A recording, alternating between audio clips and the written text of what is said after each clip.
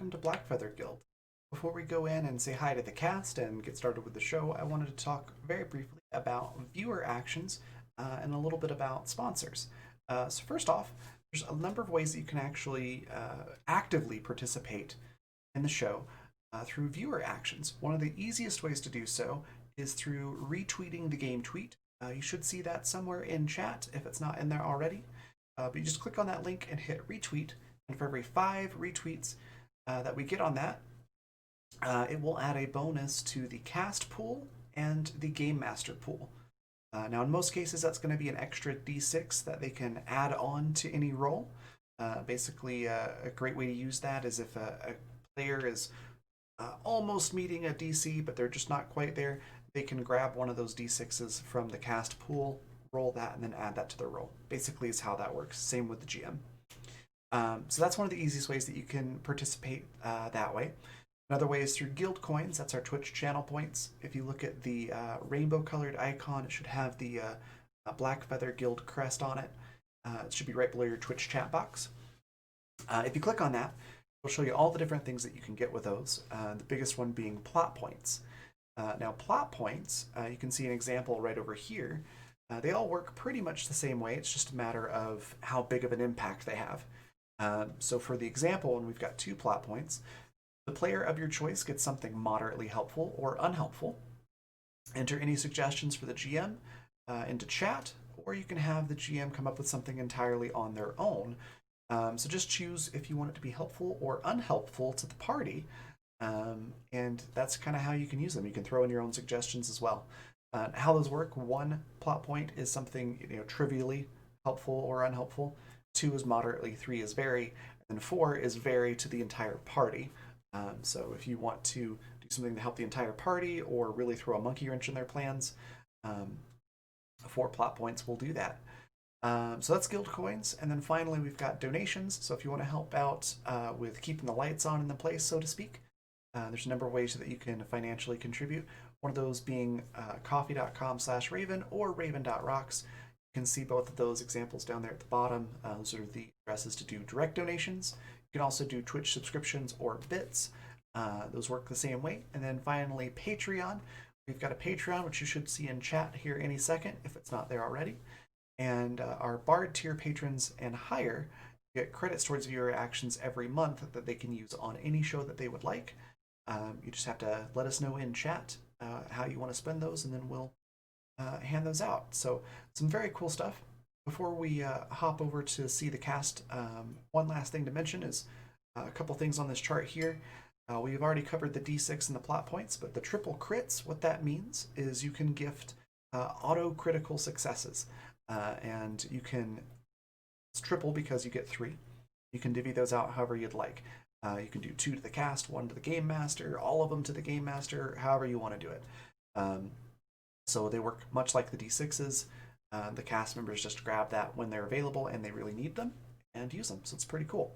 And then finally, the last one, introduce an ally or enemy NPC. Just give us a brief description of what you want this character to look like, kind of their character concept and a name, and let us know if you want it to be an enemy or an ally to the party, and the GM will basically take that and run with it. So really cool ways that you can participate. Lastly, I just want to take a quick moment to mention our sponsors. If you look at the logos down below, that's who's sponsoring this episode, and we'll talk a little bit about that before we introduce everybody as well on the next scene. So yeah, check all this stuff out and thank them for supporting us, and thank you for being here and watching. Let's go say hi to the cast.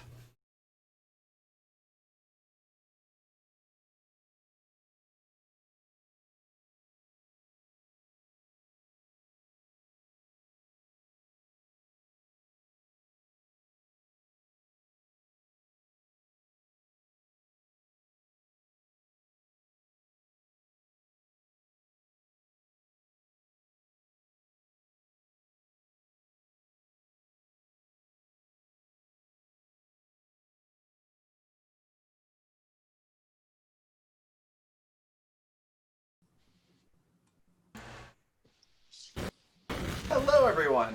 Welcome to our session 0 of Exodus. It's good to see everybody. We've got quite a few people already in chat. Hello. Thanks for hanging out with us. Um, so before we jump into our session 0 planning and everything, I wanted to give everyone a chance to introduce themselves and talk a little bit about their character concept. Then we're going to do some session 0 stuff like solidifying our character creation things, little world building, talking about goals and things like that, and maybe some gameplay as well. Excuse me. So, I will, I guess, start with myself since I'm in the top left. So I'm Raven, obviously. I do tabletop streaming and everything related to it, from art to game design and everything in between. And I'm playing Niklaus Sebastian Adama. He is very much so a evil character, which is going to be a lot of fun. Um, Sort of a Dr. Smith from Lost in Space type of character, where it's like you're pretty sure that this guy is shady as all get out, but you can never really prove it. um, so that's kind of my character concept, and he's something of a scientist. Um, and then I'll pass it down to Yasmin. Tell us a little bit about you and Bambi. So I'm Yasmin. I'm a graphic illustrator and artist and an avid tabletop player. I am playing the character Bambi Darling. Bambi is a washed up child Hollywood starlet, just the prettiest baby girl you could imagine. But she's grown up and she's been replaced by the hottest thing on the block, and it's definitely not her. And she has some problems with it, and she has done everything that she can up until the point of the game beginning to at least keep her career moving. Okay. And that's it. That's all. And then Rowan, tell us a little bit about Pepper Ann and yourself. Hello, I'm Rowan North. I'm a freelance illustrator and art educator, and I'm playing Pepper Ann McGillicuddy. She comes from like one of the big families in Exodus, which was her grandfather who helped,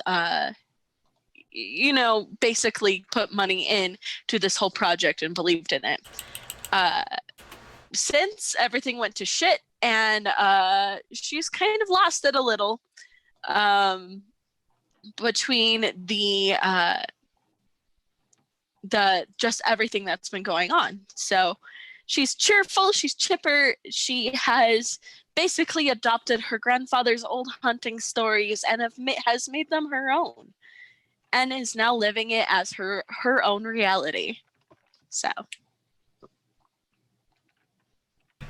Fantastic. And then next we've got Riley. Tell us a little bit about yourself and Sid. Hi, I'm Riley. I'm a blogger, designer, and content creator for all things knitting and crochet. I'm playing Sid. Sid is a 15-ish, 17, like, age is kind of ambiguous. Street urchin. She's like an orphan, kind of picked up by Niklaus for some jobs, and then kind of became a little bit of his apprentice. So Sid doesn't really have a moral code. Sid's just kind of like, sure, whatever. So like anytime Niklaus does anything even a little bit like sketchy, Sid's like, okay, sure, like sure, boss. I'm a wonderful corrupting influence.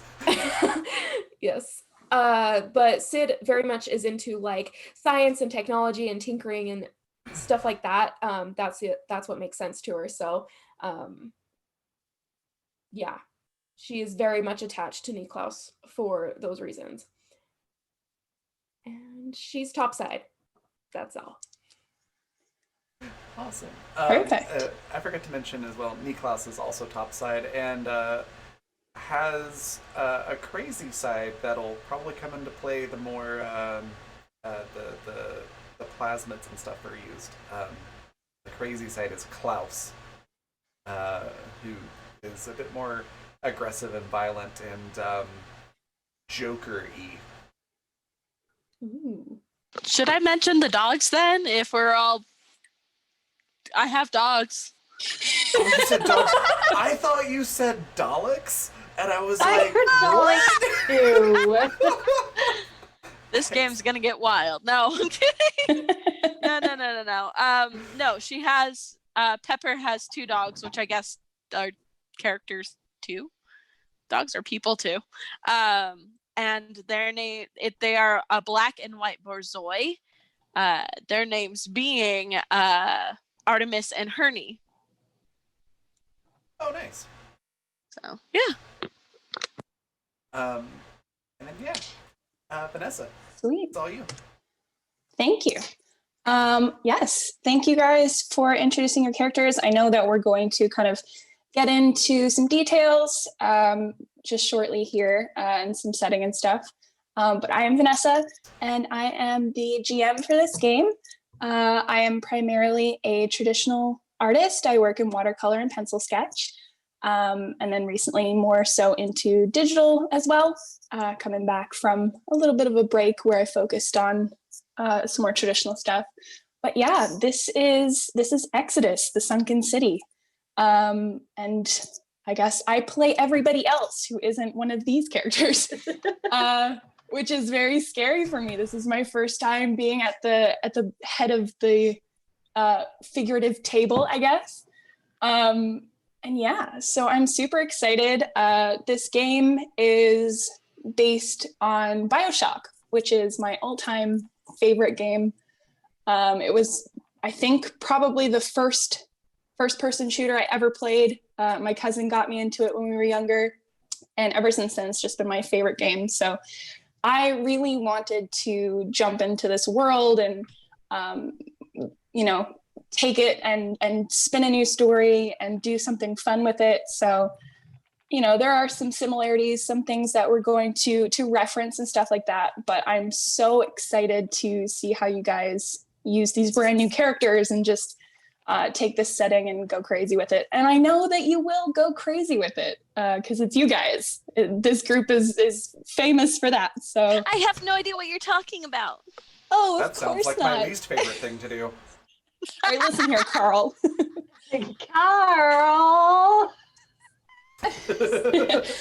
Yeah, pretty much. I know you guys are gonna have fun with it though. So I think first what we'll probably do is we'll spend a little bit of time talking about the setting. We can get more in detail with your characters' backstories, things like that. Just keep in mind that you are not at all obligated to share any backstory details that you do not want to. So if you want to keep things a secret, if you want to have some surprises down the road that the others don't know about, by all means, you can pick and choose which details you'd like to share. But yeah, so do you guys have anything that you want to start with, or will I just get right into like the setting stuff? I Any think questions? setting's the best way to start. Yeah. Yeah. Okay. So Exodus is the product of a destroyed utopia, I guess is the best way to describe it. So the city itself is built somewhere in the North Atlantic Ocean. Nobody's quite sure exactly where it is, aside from the people who were initially directly contacted by the founder. And that is a man who goes by the name Michael Hayden. And at the time of our game, he is no longer a player. He's not really a factor that comes into play for our characters, but he's definitely important. He was the guy who made the city, who contracted all of the workers to help. He would have been the man that got in touch with Bambi's grandfather and kind of roped him into it as well. And like Rowan said, kind of got some funding through him to add to his own. You mean Pepper's grandfather? What did I say? Bambi. Yes, I mean, meant he Pepper, could have sorry. talked to Bambi's grandfather. I don't know. Who is Bambi's grandfather? Was he famous? I don't know. But yes, no, sorry, I didn't mean Pepper's grandfather. It's all good. But yes, so he would have been the guy who contacted Pepper's grandfather and got funding through that way. So yeah, the city itself was finalized, I would say probably late 1940s, early 1950s, somewhere around that time. And it was essentially, his vision was a city where a man could be anything that he dreamt of, like anything he wanted to be. If he could work for his resources and work to get there, Exodus was a place where that could happen. So it was kind of like, a paradise, I guess, to the people who lived there. Kind of like the stereotypical like Hollywood, like, oh, you can find your dreams there, right? But it was also kind of like, I guess, an escape as well from the end of the war as well. And it was supposed to be a place that was peaceful and in his eyes, something that was free of the government and the church and anybody that he deemed a prying eye into people's lives or trying to control people's lives. This was a place where that was no longer applicable. Utopia of science. Of course. So sciences, arts, anything like that. If you had a talent, he wanted you there. He wanted this place to be a pinnacle of science and art. So if you had anything to contribute to that, you'd have an invitation. That was no problem. He wanted you there. So yeah, that's how it started out, and it was a great place to start out. Everybody was having a good time. People were unrestricted, especially in the sciences. There was no moral compass that was followed. If you needed certain things. Oh, 1 second. Also, Vanessa, you got a D6 from Michael Wayne. That $2 donation. Thank you very much, Michael. Sorry about that. There was a huge moth in my kitchen, and my mother is afraid of moths. So, sorry for that. But yeah, so it was very much a place where these boundaries didn't exist. If you needed to do something, any sort of research, then that's what you needed to do, and you could do it. So, I mean, the system was kind of inherently flawed, as you can imagine. Starts off as a utopia and doesn't quite end up that way. And it definitely took a toll on like the lower income families, people who could not afford to reach these dreams as Michael told them that they could. A lot of the time, obviously, money and funding would come into play in areas like that. So very quickly over the years, there was definitely an alienation of the lower income, lower class families. And they had to resort to kind of quote unquote, like the dirty jobs, right? So sanitation and, anything that they do without needing the money. Like, obviously you're not going to be a top geneticist if you're a low income without that sort of education. So it was quickly evident that divide was going to be present, and people kind of fell into those roles. And there was a lot of resentment because of that, and a lot of tension because people felt trapped. They didn't know how they were going to climb that ladder. They didn't know how they were expected to contribute in a big way. And that really brought up a lot of resentment and tension from people who were unable to bring themselves out of poverty. And that went on for a little while until eventually a substance called cane was discovered. And this was a substance that was found largely by mistake. They were definitely not looking for this stuff, but it is a substance that is made by worms that lived along the bottom of the ocean floor around the city itself. So they would take these worms in and do experiments on them and kind of test this substance that they created in their bodies, which they named cane. And they eventually found out that they could do really crazy things with this stuff. They would modify it, they would purify it. And that eventually came to the realization that they were able to pretty much give people superpowers with this stuff. This substance would genetically modify its consumer in a way that, whatever way they'd like to modify that strain of cane to be able to do so. So you've got people who can light their hands on fire and people who can throw electric bolts from their hands. and these things were largely marketed as things that people could use in their daily lives at home. So you've got posters of old 50s housewives using their fire powers to like light their stoves or something. It was very, very integrated into regular normal society. So these plasmids were marketed in a way that they were essentially shown as useful for everyday life, and gradually it became available bit by bit to a large consumer base, and everybody kind of got these crazy powers.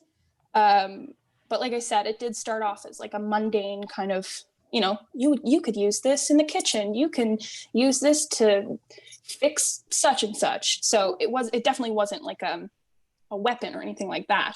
But over time, they did come to realize that there were these crazy repercussions for this type of alteration, in the form of addiction, primarily. People started getting addicted to the strains of cane that were being put into their bodies, to a point where if you didn't consume a certain amount of this regularly, your symptoms would progress and these side effects would take hold. And insanity definitely wasn't an impossibility if you went through these withdrawal symptoms for so long. People became very unbearably addicted to this stuff.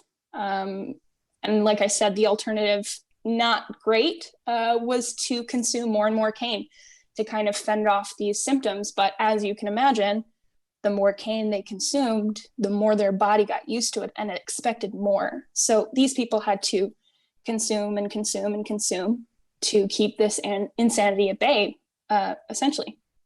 So as long as their genes were being altered, and they consumed more cane to be able to combat that, symptoms started coming up in different ways. So this gene altering substance was now manifesting physical symptoms. So you had to choose, do you want to be insane or do you want to be disfigured? Pretty much, I guess, is the crux of that. And that sort of thing couldn't easily be healed. And these were physical deformities and, like things that weren't, you go to the doctor and get some cream for it. It's not something like that. It's about that time that the doctors became very, very important. They did have initially regular doctors, just medical doctors. The man at the head of these doctors was a doctor named Dr. Blumenthal, and he was kind of like the shining star of Exodus in terms of medical procedures and things like that. And eventually he had to become a plastic surgeon, which is not something that he had done before. But that became his new role, and people depended on him more and more to fix these deformities and things that were popping up because of this cane addiction. And he had phenomenal reviews. Like, everybody loved this man. He obviously did, for lack of a better term, he was doing God's work for these people. They didn't want to look, absolutely deformed. So they would go to him and he would patch them up. So they were, thankful to him, and he was basically their saving grace, I guess, is the best way to put it. But yeah, so they quickly found out that the slugs themselves were not producing enough of this substance to keep everybody where they needed to be. So they did continuous research, more and more research on this substance that was being produced. And they found that if the slugs themselves were planted in human hosts, they could yield much higher quantities of this substance that they called cane. But there were very, very specific hosts that were required to be able to produce this stuff. And most of the time, little girls would yield the most and be able to accommodate the slugs or the worms for longer periods of time. So that's what they started to do, as morals and moral compass was not the biggest of obstacles for them in the Sunken City. That's what they did. They started experimenting on little girls, and they called them gatherers because they would also recycle used cane from bodies of corpses. So they found out quickly that was also something that could be done as well. So recycling it from the blood of people who had died. And then naturally, when people found out that these little girls were full of this stuff, they started going after them. And, the thought process was not there of, the longer we keep these girls alive, the longer they're going to produce higher concentrations of this stuff. It was very much of like we need to satisfy this urge right now, like get as much of this stuff in me as possible. So there started to become a very real threat to the girls' lives. And after that, when they found out that, obviously this is not going to be great for us, like we can't leave the little girls alone because people are going to kill them, they came up with something called the Guardians. And essentially, the Guardians were people who were tasked with saving these little girls from potential, rough spots or people trying to kill them, things like that. And funnily enough, these people were often taken from like the prison system. So there was a substantial amount of like trying to figure out how to maybe modify the genes of these people to be able to be stronger and sturdier, last longer, to be able to keep these girls safe. And eventually they did find a way to make the ideal guardian. And that's what they did. They started bonding these little girls to their guardians, and every guardian was in charge of a little girl and kept them safe. And they would accompany them essentially if the little girls needed to go out and recycle cane from bodies, things like that. So I did mention earlier that tensions were very high during especially the alienation of certain peoples. And then you've got this crazy addiction that's just eating away at the population. So those two things together, along with kind of this political struggle that's happening inside the city itself. So we've got the founder, Michael, who's kind of being charged at from multiple sides by different people who want to essentially take his city from him.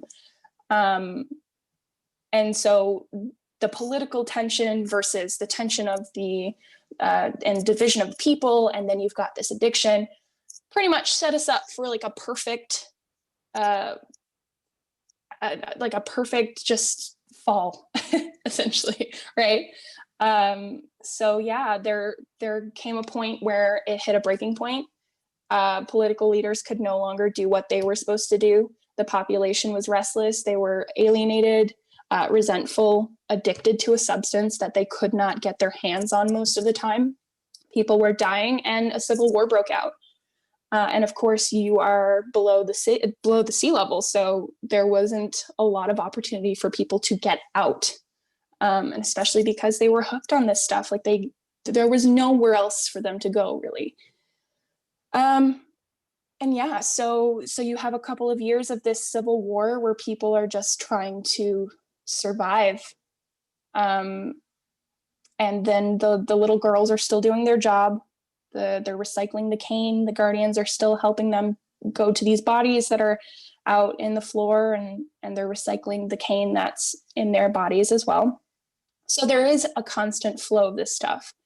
It's just that, some of the little girls are dying, and there's not too much of that left. It's still there, but it's a little harder to get your hands on. And these citizens were dubbed the Spliced because they had spliced their genes so much that they had become these creatures instead of people. They started losing themselves. They just weren't people anymore. They were driven insane and deformed and just not who they were. So they are starting to attack these little girls, and getting killed by the guardians who are trying to protect them. But there came a point where that started to thin out, and eventually there weren't that many splicers who had the ability to take on these guardians, and that thinned out, and the little girls were able to continue their jobs, and they knew nothing. They were none the wiser. They had been programmed to not really register what was happening to them or around them. So they just went on about their lives. They did what they had to do, and their job was to collect cane from corpses, and they were happy enough to do that, and they had their guardians by their sides, and that was enough for them. And then eventually we had a new player kind of step onto the scene, and this was a woman that had been waiting in the wings for a really long time. She was one of the initial people to have lived there during their early years. She was one of the team of scientists who was responsible for finding the cane. Her name is Penelope Augustine. And so essentially what she had done was she had barricaded herself away for these years of civil war. And she had waited in the wings for this to kind of run its course so that she could step into a place of power. So now we step into this story at a point where Penelope is in control of the city. There are still splicers around. There are still people who've lived there for years since the start of Exodus as a city. They still exist. Some are crazy, some are not, some are half there. Our players can relate. Some of them are kind of a few crayons shy of a full pack of crayons. So, we'll be okay eventually. But yeah, so she holed up in her own kind of little safe space and let the violence pass. And there were other people as well who decided early on that they weren't going to consume this stuff and managed to get through it completely unspliced. So Penelope is currently sitting at the seat of power, I guess. And she has managed to create her own little, I guess it would kind of be funny of me to say utopia, but it's as close as she can get to it. She's in power of the last remaining few splicers who are loyal to her, and the two Exodite characters will probably know that Penelope is also overseeing the last few little girls as well. So she has her own kind of little horde of these girls who are producing cane. And that is how she is getting the splicers to do her bidding. But she never leaves the little girls alone with them, because that would be like leaving a cat near a fishbowl. So she doesn't do that, but she does use their substance, their cane, to be able to essentially get these splicers to do what she wants. And she knows that they're fickle and that they will probably turn on her at the first chance. So she always makes sure to put some distance in between her and them. But yeah, she considers herself to be the leader of the new Exodus, capital N, capital E. And as a result, she prevents anybody from leaving the city. So any escape hatches, any bathyspheres out, anything that would lead you to the surface, she has locked down, and she is not letting you go. And that's where our story starts. So we have Anastasia, who is sending out an SOS signal to the surface. And she is asking for anybody who can hear her to please send help to come and get them out of here because she can't do it by herself. And yeah, so that's where we start. If you guys want to kind of go around and flesh out your backstories, kind of where you sit in that climate, that would be awesome. We can talk about how Niklaus and Sid kind of come across this signal. And then, of course, Bambi and Pepper, you can find out kind of what you guys have been doing, wading through the Civil War and stuff like that, and how you guys are still kind of sitting pretty, for lack of a better way to describe it. You're still alive. So there's that. Live and well. Yes. Like I said, maybe Sitting a few pretty. short. Oh boy. I'm sitting pretty. I don't know about you. I think I'm pretty. There you go. Yes, My dogs Pepper, think you're I'm gorgeous. pretty. There you go. Yeah, but where would you guys like to start, I guess?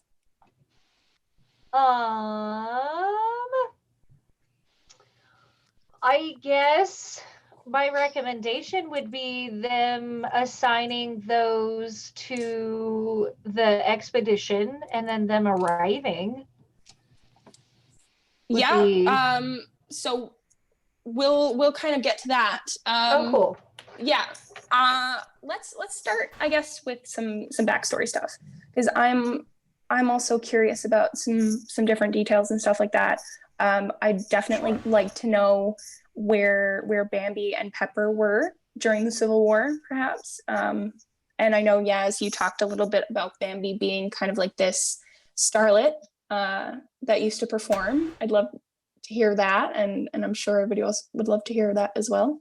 And then we can go ahead and kind of take a look at Niklaus and Sid and what they were doing topside. Cool. So for Bambi, Bambi's peak of her career was reached just before this. She was a young something-year-old starlet that sang in all the clubs. She had a very unique voice that nobody could get anywhere else. And with her perpetual youthful visage, her giant eyes, and her tiny, tiny frame, her audience couldn't get enough of her at the time. But it wasn't enough to stop the Civil War, but it was enough to get her into safe places. During the Civil War, Bambi did whatever she needed to do to get her fix and to remain out of the worst of the violence, which usually meant that she slept her way to the top. She had several call boys, you could say, several benefactors and patrons of her art, that being an incredibly loose term for her incredibly loose personality. Wherein she ended up with a small handful of very rich, very secure men. And she didn't necessarily need to sleep around so much because these benefactors provided her with a safe place and gave her everything that she needed to survive. And after the Civil War, when she went back to performing, she found that her audience had all changed. And she herself had changed. She was no longer young.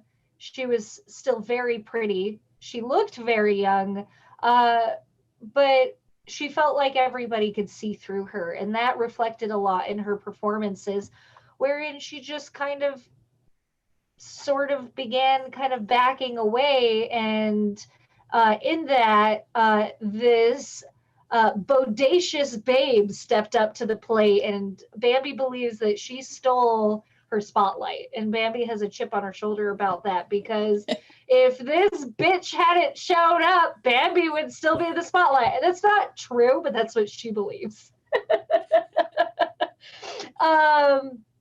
and she's been scrapping for every gig, and has she has crossed some lines uh, to ensure that she is at least in competition with this new singer, which means that she has sacrificed parts of her soul without going too far into it yet, so that she can still be good. Maybe not great, but she can still be good. She's still in the running. Right. Excellent. Bambi. Perfect. All right. So what about Pepper? What was Pepper doing? So Bambi sold her soul to the crossroads, sounds like. Pretty something much. like that. So, like I said, Pepper's story actually starts with her grandfather. Her grandfather was this world traveler who would go on these amazing expeditions worldwide to Africa, to Egypt, to Asia, where these hunting trips, he was very well learned. He knew multiple languages. He was very rich, old money. And specifically what his grandfather did was investing. So he was very good at picking out up and coming businesses and investing in them. He knew potential. And he didn't quite he would spread his money around somewhat. So like these different countries and things, because he hated the idea of a big government having control of his money and someone who he had to pay taxes to. So when Exodus came out of the woodwork, so to speak, he was all for it. The idea of like, I don't have to, I don't have to now bow to a big government or these governments wanting my money. I can invest it where I want and continue to grow my wealth. He had a granddaughter named Pepper. Now, her grandfather didn't really stay married for very long. I wouldn't really call him a player, but he would go around and be married for some time and then get tired of it or move on or just never be home. So he wasn't able to keep Dunaway for very long. So he had many different like children, but there was only really one grandson that he was really invested in. It was his firstborn. And so when his firstborn son and his wife died in a car accident, he took Pepper under his wing. And Pepper was 7 or 8 years old when she was taken to Exodus and basically grew up there her whole life. She grew up hearing her grandfather's stories about the surface and these trips that he would take to these different countries all around the world, all these different hunts he would go on. Her grandfather had like the trophies of his hunts, these taxidermy like lions and zebras and deer on the wall, all these different like beautiful birds, pheasants, these beautiful rugs and like butterflies. And it was she grew up in this wealthy just beautiful atmosphere and was just entranced with his stories. He in turn continued to raise her to basically follow in his footsteps as an investor.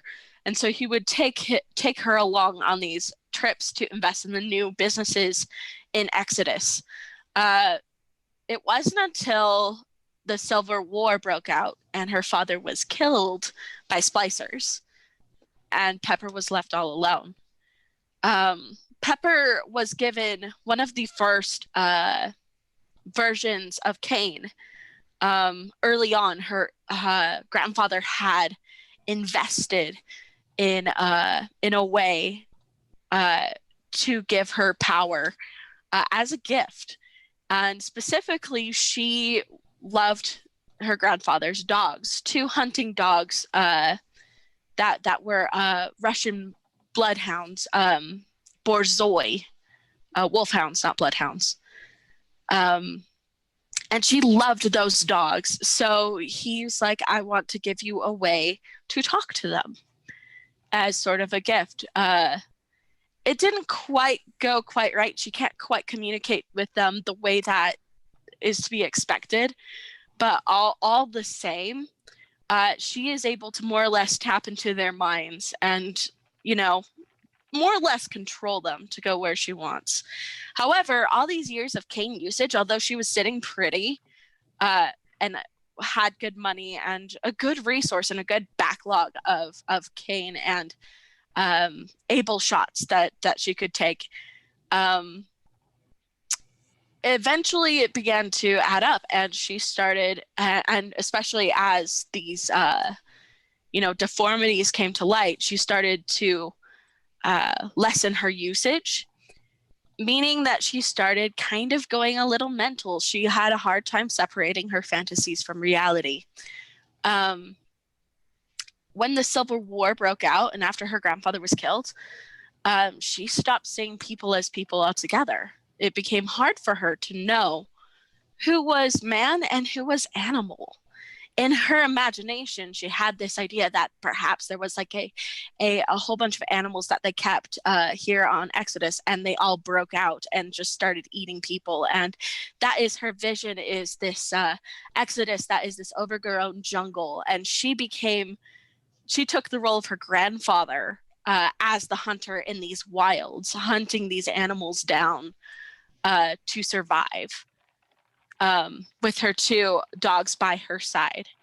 And that's how she survived, is she kind of moved from place to place in this kind of bizarre version of what the world is.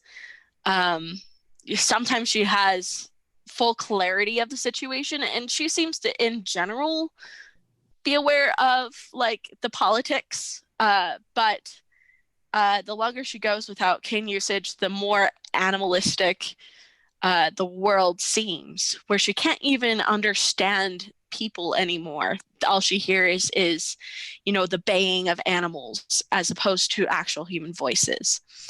However, she has taken her grandfather's stuff. So she has hunting rifle, she has her grandfather's dog, she's got her grandfather's saber, skinning knives, and has been eating the animals that she kills along the way to survive. So she's been okay. Cannibal!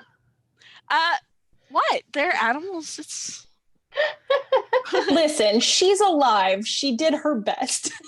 She did her best. So she does have her grandfather's fortune in her name, but she isn't all there. So that kind of makes her a weird political ally versus someone they want to kill. I don't know. But somehow, against all odds, she keeps surviving. I love it. It's very great. I can tell that Pepper's going to be really, really fun to watch at just how she kind of adapts to certain situations. She's going to be a fun one, I can tell. Yeah, but okay. So we are going to talk a little bit about Topside and how Niklaus and Sid come across this SOS signal that's being sent out. Yeah. Did you want to talk a little bit about Niklaus's backstory at all? I feel like Niklaus is like our way in. So let's start with Sid, actually. I feel like Niklaus is a better segue into the SOS signal. So let's go with Sid first. Riley, what has Sid been doing at Topside? So Sid has basically just had a rough life, kind of a street urchin, just picked up a lot of odd jobs. Sid has this radio that they're quite attached to. They really like tinkering with things. Like this radio, like people did not and have not ever really made sense to Sid. She is kind of has a really hard time understanding people and getting along with peers. So she dropped out of school. She just kind of things happened in her childhood and she ended up just being on her own. So she just kind of moved around from place to place. Like I said, a street urchin. And then one day she kind of bumped into Niklaus and just was like, hey, like, got any jobs for me? Like, I can transport things, like, I'll do anything that you need me to do. And I mean, Raven, like, what kind of things would Niklaus have, or am I saying that right? Yeah, Niklaus is absolutely correct. I imagine initially it probably would have been very simple jobs. Go get me these tools, or take this little bit of money and go buy these supplies. Sort of testing type jobs. But then as Niklaus grew to be able to trust Sid a little bit more, it would have been something along the lines of, Sid, be a lamb and go get me a cadaver. It doesn't have to be dead long. It can be a fresh cadaver. Whatever you need to do, I just don't want to hear about it on the news. Things like that. And Sid would have done that. Like, Sid really, especially once Niklaus started letting Sid kind of into his space and seeing, like, just science and things like that, Sid would have become very attached and just been like, yeah, sure, I'll do whatever. Like, when Raven and I talked about our characters before, we talked, like, they probably have like this like Sith and Sith apprentice relationship going on. Like, yeah, we'll work together, but like I'm always like, I always have one eye on you because yeah. So I love it. yeah, it's gonna be fun. I'm really excited. And so yeah, that's kind of at the point where Sid is now. Sid is now just working a lot with Niklaus and has been taken in as kind of a front, as like a ward or something like that. So Sweet. Perfect. All right. So, Raven, let's pass it along to you then. Why don't you tell us a little bit about Niklaus? So, Niklaus, who would always introduce himself as Niklaus Sebastian Adama, but you may call me Mr. Adama, is a man that comes from wealth, wealthy family, the best education and all that, and had sort of the highest expectations put on him, with basically zero love and affection from his family. So it's a bit of a common trope, but it fits really well here. So he kind of grows up under a lot of pressure, and just sort of plots and schemes his way into power within his family, so that he doesn't have to deal with that pressure anymore. And so he kind of grows up and comes into his own by networking with people and learning everyone's business. So if there's a new person in town or in the city with any kind of money or importance, he will immediately know about them, find out what they're up to, and dig up as much dirt on them as possible. So he sort of does some blackmailing, some manipulating and things like that, to sort of grab power from the shadows. He's never really like in the forefront. He's not really taking control visibly, but he's still in control just behind the scenes. That's sort of his game. And he's very interested in the Sunken City. And I'm trying to remember what which version we landed on finally for his backstory. But essentially, through one means or another, he found a sample of the cane before everything went crazy down there, and did some experiments on it. Found the flaw in the substance and tried to perfect it. Thought he fixed it, and ultimately ended up running a test on himself. And it turns out he had not fixed the problem. So he's not used very much of it, but it's just enough that he has the some side effects, which is where Klaus comes in, which is sort of the Mr. Hyde to his Dr. Jekyll. And when Klaus comes out, he becomes a lot more aggressive and straightforward, and very much so like the Joker from Batman. In that, a good way to think of it is Niklaus is lawful evil, whereas Klaus is chaotic evil. But Niklaus tries very hard to keep Klaus under wraps. I love it. Yeah, so kind of tying into that. So because Niklaus was very good at what he did, he's very, very good at networking and kind of getting in people's business. He did also have a colleague. And this colleague was a man who went by the name Julian Fuller. And Julian was similarly a very, very bright mind, very good scientist.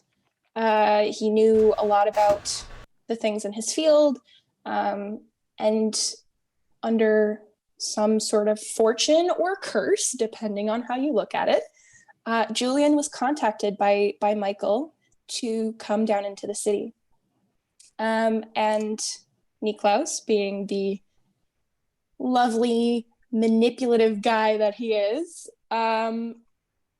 used some leverage, we'll say, to persuade Julian that should he find anything of interest in the city, that he better send it back up. Because, for the betterment of science, but also for his best interest, as things are, as they go. So yeah, Julian ended up going to the city and ended up helping with the research on Cain. And eventually he sent up a little package to Niklaus that contained a little vial of Cain and some handwritten notes on the research that he had done. And this little package came to Niklaus through a couple of men who worked for a man named John Castillo. And John Castillo was kind of like the city's smuggler. If you needed anything brought into the city, or in this case, pushed out of the city, John Castillo was the guy to see. He could find a way to do it just about anything under people's noses. And if there was any way to get that to the surface, it would be through John Castillo. And of course, if you are doing this sort of business, you get a little bit nosy. So John knew what Julian was sending up to Topside. And I think his men probably would have been in contact with Niklaus as well. And he might have actually heard from John's men a couple of times throughout the years until the Civil War, when all contact got cut off. So at this stage in the game, Niklaus knows the city exists, knows that there's research going on down there that could be of interest to him. But he also knows that there has been no word from John Castillo or Julian in a very, very long time. And it gets to a point where years pass and there's absolutely no contact. And I would probably say that Niklaus knows the difference. Obviously, Julian has not just cut off contact because he feels like it. He probably would have been very anxious to do what Niklaus had asked of him, lest there be repercussions to not doing that. So Niklaus would definitely have the suspicion that this is not something that's intentional, something is going on. And especially because there's no contact from John at all. The men stop coming up to the docks altogether. There's just no contact whatsoever. So Niklaus, you know that there is something there, and it bothers you. It's there. Where is it? You have no idea until one day. I don't know how you found it. Maybe you can let us know, but you hear an SOS signal coming from the middle of the North Atlantic Ocean. And it is a woman's voice sending out an SOS. And she tells you that they are under the city, or under the surface of the ocean in the city, and that they need help, they need reinforcements, they need supplies, they need to get out of there. And you know in the back of your mind that this might be exactly what you were looking for. Because where else, there's not a whole lot of cities under the water, right? So this has to be what you're looking for. And maybe, just maybe, you can find the answers to the questions that you have, and you can get that information for the bottle of cane that was sent to you. Okay. And I think perhaps Niklaus, knowing that this research station or place has to be somewhere well hidden, maybe has put two and two together that it's underwater, and maybe he's put together some sort of like what's the word I'm looking for, like a parabolic radio receiver. So like very directional, so it's long range, but it's very narrow, and it's just been like pointing it around in random spots in the ocean until finally he comes across the signal. Perfect. Yeah. So how would Niklaus kind of present this to Sid then? What was that conversation like? So I think upon hearing the signal, the message that they're asking for help, I think Niklaus would call across the house for Sid, and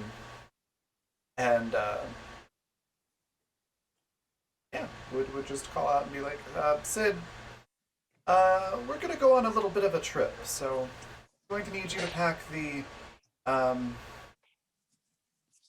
long vacation packages. All right, are we going warm vacation packages or cold? I imagine it'll probably be rather chilly. Also, make sure to get the wetsuits and the scuba gear. Okay. Did you want your navy jacket or your black jacket? The navy one tends to dry better when it's wet. Let's go with the navy one. Okay. So the packing probably would only take Sid like 20 minutes tops because I feel like they would have had a system down by now. Yeah. There's like the long trip luggage, and then the short trip luggage, and some staples, like a list of things that Niklaus is just like, these are the things that go in each one. So yeah, like 20 minutes pass, Sid emerges like with just all this luggage, carrying all this luggage, and like her little radio on her belt. She's like, you said we're both going, right? Yes, I'm going to need somebody to carry all this luggage. Sounds good. Did you need me to pack any of your tools? Oh, yes, we'll certainly need tools. This is going to be something of a research trip. Best not tell anyone where we're going or what we're doing. Do you happen to know any sort of submarine captain that is good at taking people places without asking questions or remembering where he sent them? Vanessa, would I need to roll anything for this, or can I just... So in the SOS signal, Anastasia would have given you a set of coordinates.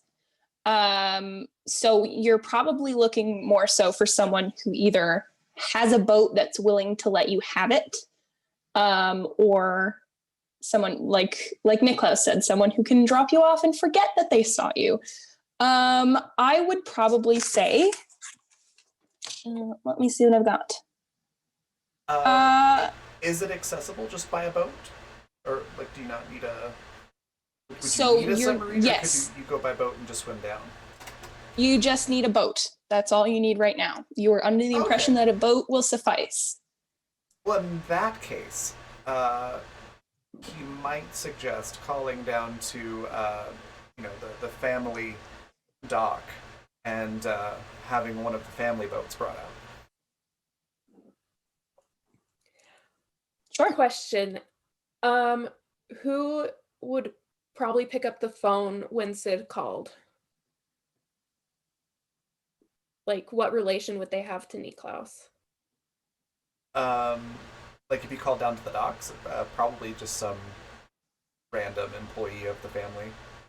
Okay. So Sid calls down to the docks, and then Sid's voice kind of changes when, like, the phone picks up. It's like, "Hi, how's it going? Yeah, Uncle Niklaus and I are just wanting to take a boat ride, and we were wondering if we could borrow a boat." So on the other end of the phone, a woman responds, and she's a little confused by your use of Uncle Niklaus, because to her knowledge, Niklaus does not have any children. So she's a little confused, and you can hear papers rustling on her end, and she just goes, when were you looking for the boat, sweetheart? Oh, and by the way, this is Niklaus's ward. I've been living here for a couple years. So, like, immediately? Is that an option? Yeah, sure, sweetheart. Is Niklaus there by any chance? Would you be able to put him on the phone? Yeah, of course. It's for you. Sid just rolls her eyes and looks so disgusted and passes the phone over to Niklaus. Niklaus gives a very similar expression of just, and with like the index and middle finger and the thumb just picks up the receiver, so like not even holding the whole phone. Like he's scared he's gonna get his hand dirty or something. Just picks up the receiver and holds it up and goes, "Look, if I wanted to speak with you, I would have spoken with you myself. How many times have I had the child call down to request things? Are you new?" Mr. Adama, sir, yes, I'm so sorry. I am relatively new, so I wasn't quite sure if it was for your order, sir, or what have you, but I just wanted to double check to make sure that everything was in order. Yes, it's quite fine. I just need a boat prepared. Well, absolutely, we can do that for you right away, sir. Absolutely. Thrilled to hear it. How soon can it be You available? wanted that now? She kind of rustles papers again. She's like, yes, we can have that ready for you as soon as you get here. We'll pull it around right now for you, sir. Splendid. We'll be down presently. And he's just going to hang up. You can kind of, as you take the receiver away from your ear, kind of hear that she's still talking through the phone. Yeah, he doesn't care. You, He's just like, yep, yeah, click. There's nothing distinct. She's just talking. But yeah. So yeah, if you guys want to go down to the docks, then the boat will be there. Fantastic. So I kind of imagine Sid just like is mostly luggage is all you see. Yes. With Niklaus walking behind with like a tiny black bag and a cane, and that's it. Yes, absolutely. Suddenly, Sid's job is bellhop. Pretty much. Sid has a system down. Like, Sid knows exactly where every piece of luggage needs to go on her body to be able to carry it without too much of a sweat. Yeah, so you guys get to the dock. It's all set up for you to just kind of bring the luggage right on in. Nobody gets in your way. Nobody says anything to you. You hardly know they're there. They like fall over themselves to make sure that they're not in your in your vision, your tunnel of vision, so that everything goes smoothly. And you guys are able to get everything situated. Yeah, go ahead, Ryder. I was just gonna say that that's exactly how Niklas would want it. This ain't their That's first perfect. rodeo. Might have been hers, but not theirs. That's for sure. Yeah. So, do you guys want to do anything else before you set off for the coordinates, or? I don't think so for Niklaus. Having packed everything but the kitchen sink with Sid, I think they're ready to go. Yeah. Sid's good. Sid's good. So like, just kind of story building. Is that okay if I just insert just a little tidbit Yeah. here? Absolutely. So, Go ahead. like around like if Sid was ever in a situation like around Niklaus's family or where she needed to present herself as the ward, like she dresses extremely feminine and cutesy, absolutely hates it. And will speak in that kind of like chipper voice. And then otherwise, like Sid's like unrecognizable to anybody who sees her in this different thing. Like she just looks extremely boyish and just like invisible, just like I'm nothing. I'm just like the luggage boy. Like, so there's kind of like that double side of that for when, she needs to be pretending. And then when she can just like do her job. Sounds good. Perfect. Okay. So, you guys set off to these coordinates that you would have received through the radio. And I would say you probably knew to pack for quite a long trip by boat. It's probably going to take you, I would say, maybe about a week to get there. It's right in the middle of, it's pretty far out there. But you guys have it down pat. There's the system in place. You have all of your stuff together, food, supplies, anything like that. And it's a nice fancy boat, so you guys are comfortable and plush. But eventually you do get to the area of these coordinates. So it's probably, I would say, a little bit darker when you finally come into this zone. The weather is clear. It's a little bit cloudy, but other than that, the water is calm. And you can see the moon peeking out behind the clouds. And every now and then the clouds cover them up, and you can't see the light anymore, so it gets dark. But then the moon peeks out again and illuminates. And you get to a point where the moon disappears for a moment, and once it comes out from behind the clouds once again, you see a lighthouse. And this lighthouse is standing ramrod straight, reaches right up into the air, and it's got a light shining from the top. And it's not like your typical lighthouse, the one that kind of goes around and around and guides boats kind of deal, but it's just very, very like Art Deco, geometric, very sleek looking, made of very dark material. And the only thing that's really shedding much light on it, aside from the occasional peaks from the moon, is a series of lights set into the base of the lighthouse. So it's sitting atop like a little mound of rock that's poking up out of the water. But other than that, that's all there is. It doesn't seem attached to any land. It's just kind of sitting there. And it's a very eerie sight to have this one building in the middle of nowhere, just having these lights at the base.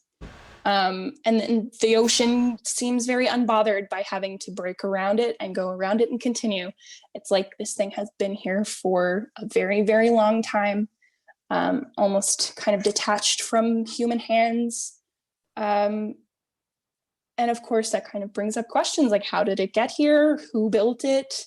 none of which are apparent to you at the moment, but there is a little spot, kind of like a little walkway down from the front, and then a set of stairs down to a lower kind of outcropping there where you can tie on your boat, and then proceed up the steps to the door of the lighthouse.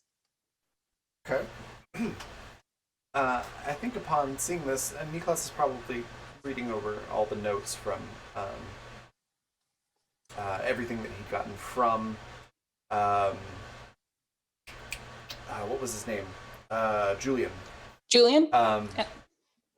As well as his own notes, just sort of reviewing everything about Kane. And as soon as the lighthouse becomes visible, I imagine he could probably set his notes down and grab the binoculars off the ship and try to get a closer look and see everything that you described. And we'll call out to Sid. Presumably, he doesn't know where Sid is, even if Sid's sitting right next to him. He's not going to realize where Sid is. So he's just going to call out, Sid, I do believe we found our destination.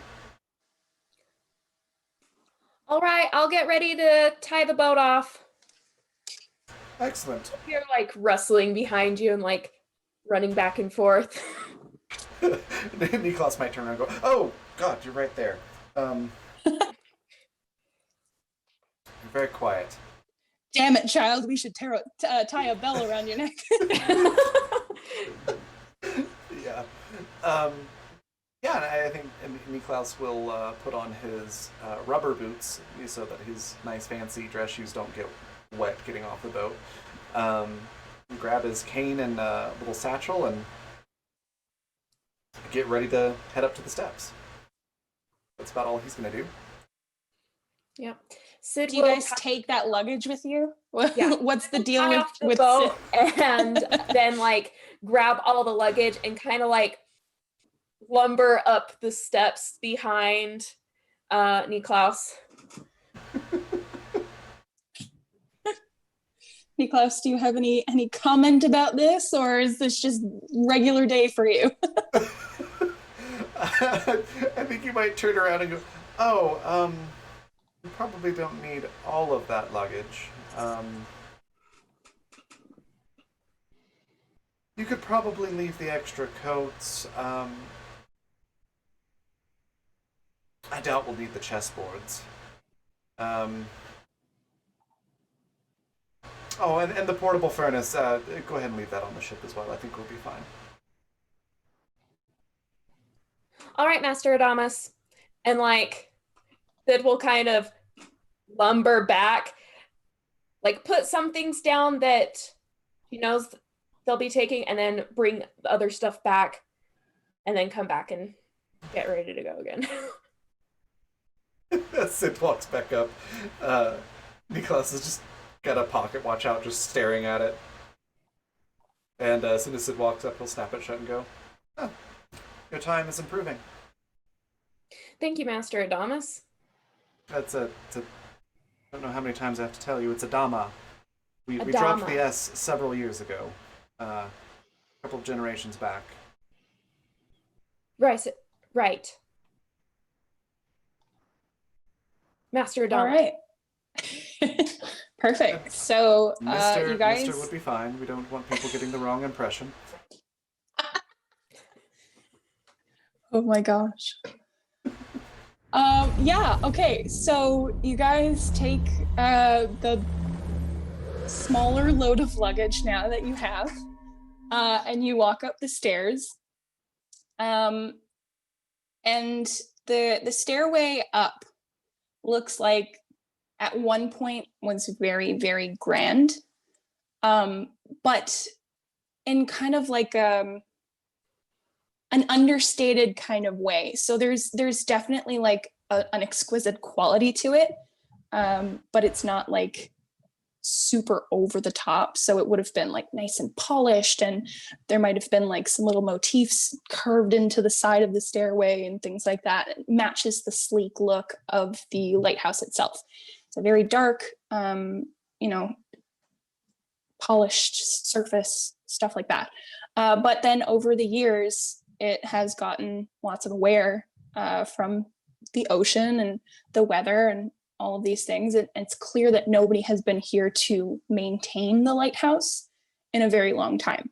So it still has that ghost of glamour to it. Still very exquisitely made. Definitely tell that the hands that built it were very skilled at what they did.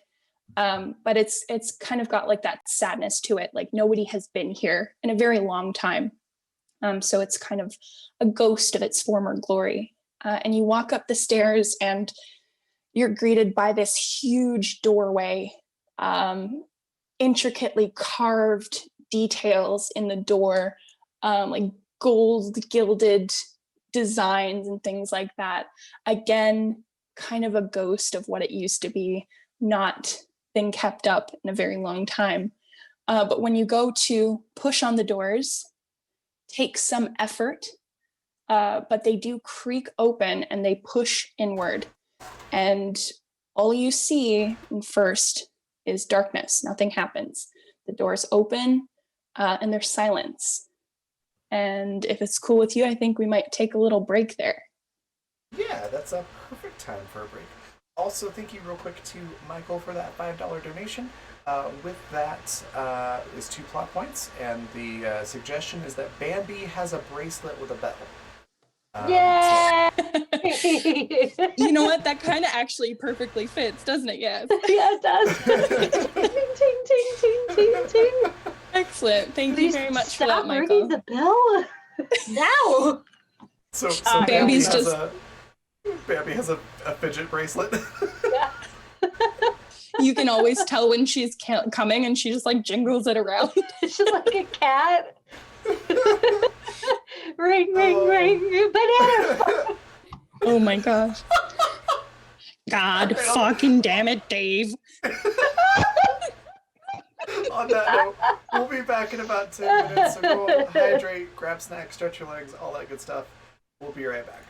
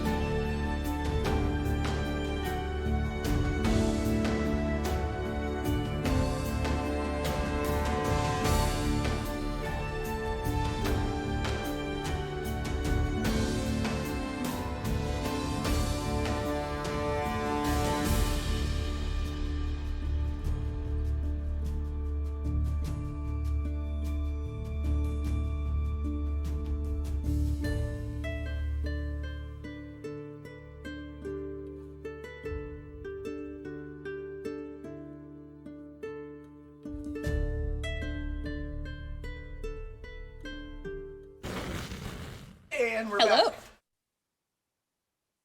Perfect.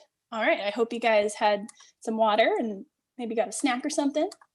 But yeah, we are going to jump right back into it. So before we left off, we had just gotten to the lighthouse and opened the doors. And it is pitch black in there. So are you guys just going to go in? I think so. Probably grabbing a flashlight or something like that. And then Sweet. heading in. Sid like fumbles through and like pulls out a flashlight. Yeah. Niklaus just like so holds you out his guys... hand, waiting. Without saying I love anything. Niklaus and I hate Niklaus at the same time. Perfect. That's what I'm going for.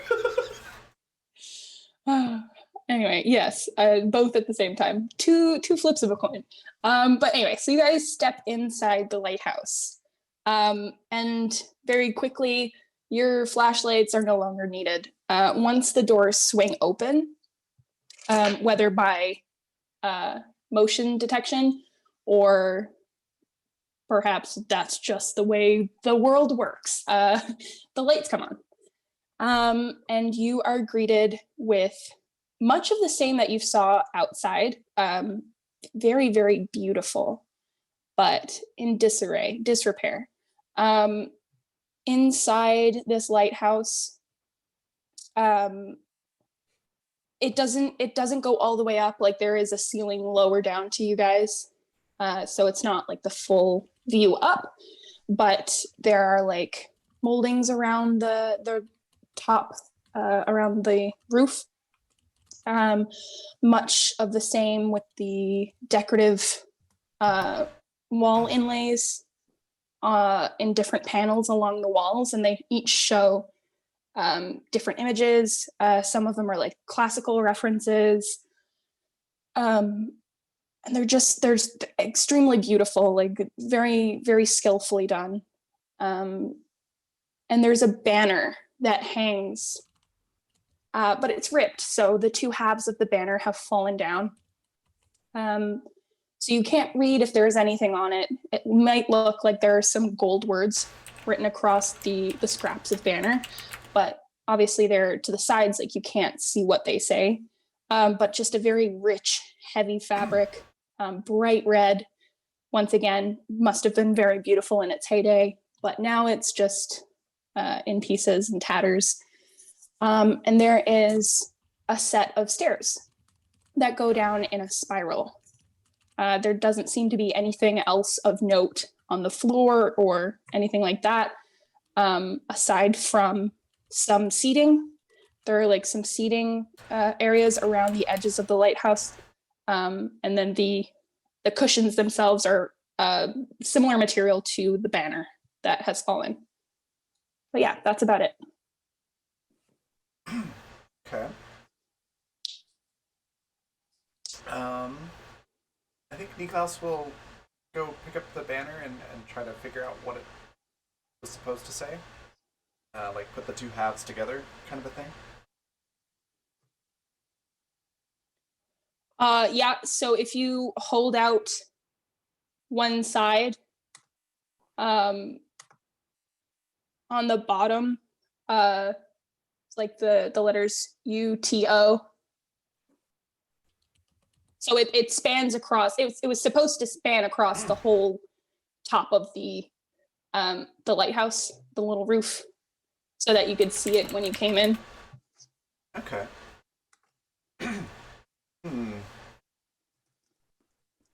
Well, unless this is referring to some sort of unpaid time off, I'm pretty sure this is not enough information here to tell what this said.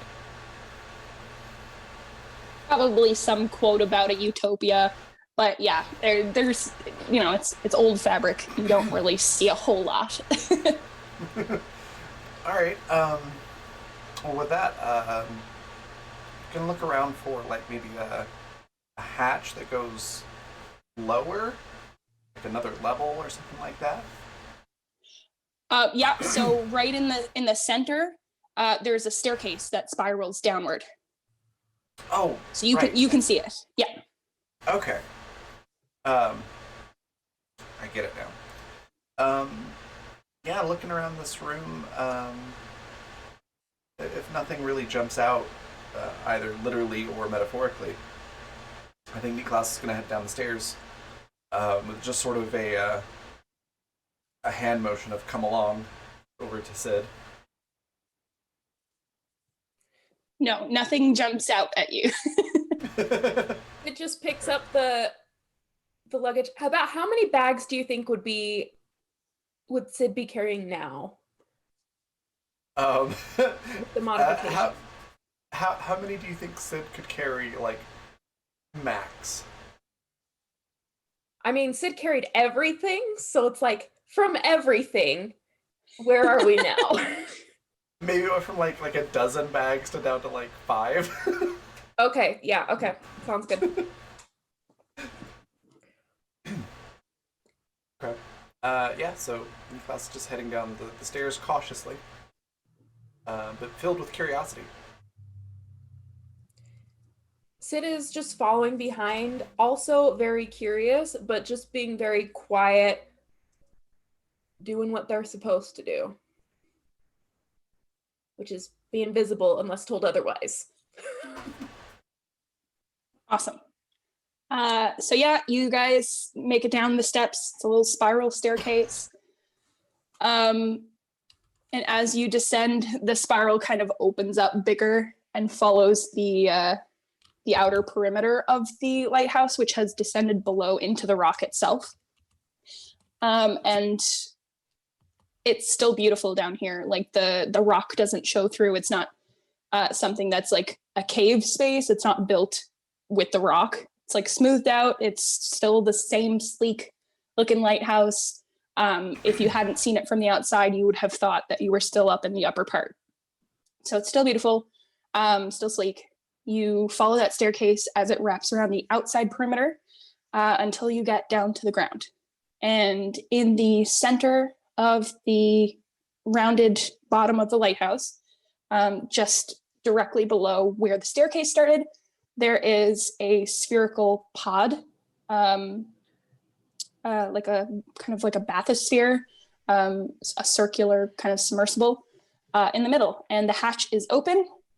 It's a sturdy metal, very thick, and then there is more seating inside it, which also has more of that very rich fabric, the bright red fabric over the seating, and then more kind of classical imagery around the inside. Okay. Question, would Sid have ever seen anything like this in her life? Sid might know what a bathysphere is, absolutely, because they're earlier than the 1950s. So it's very possible that she might have seen that before. But nothing like this, nothing as beautiful as this. Usually they're functional, but this one kind of comes with an attitude. I think seeing all of this and that the door is open and that it all seems very convenient, Niklas is going to look over at Sid and go, "All right, Sydney. Learning moment. Pop quiz. What do we say when something seems too good to be true?" It's probably ugly and we need to keep our eyes open, and it's probably a nasty monster and vicious bitch.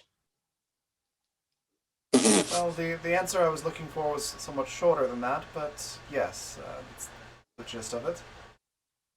So, we've received coordinates to a place where I can do my research. The door was open, the lights have come on, and now we've gone down the stairs, and now there's conveniently this submersible with the hatch open, ready for us to hop in.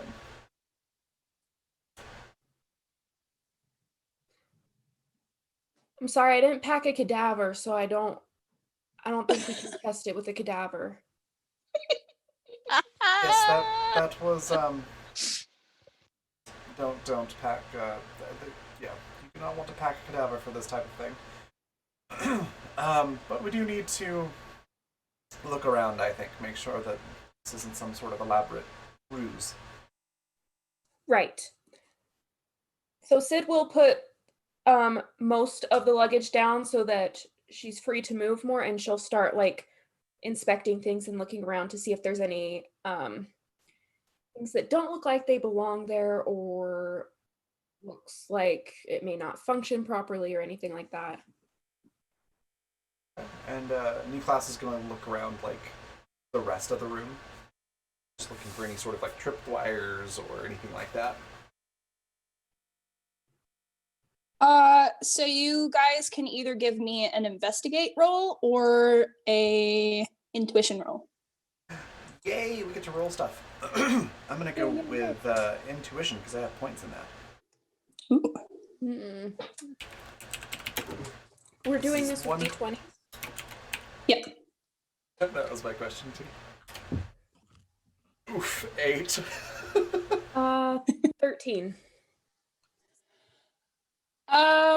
So Niklaus, you absolutely nothing seems out of place to you. You don't find anything that might be booby trapped or tripwired, or there's nothing. Sid, you see that there are more signs of disrepair underneath this section, so more so than there were up top. But nothing seems wrong with the bathysphere at all. So there's no like, nobody's been tampering with it as far as you can tell. So Sid is semi-confident it'll take them where they're going safely, and they'll be able to use it to get back as well? Yeah. Okay. Everything looks good over here, sir. Alright, I wasn't able to find anything out of the ordinary in the room either, so perhaps this is one of those rare times where it's just coincidence that things are very easy. But let's keep our eyes open, shall we? Sid just Niklas nods. is gonna hop into the sphere and look for the controls.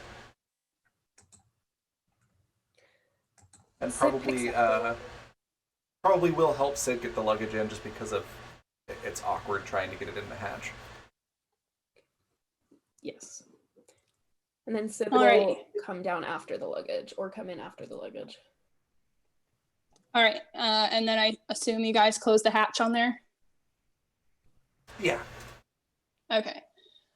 So there doesn't seem to be really much in the way of controls or anything like that, aside from kind of like a projector in the middle of the bathysphere that would have once projected an image onto one of the walls, but it has since died.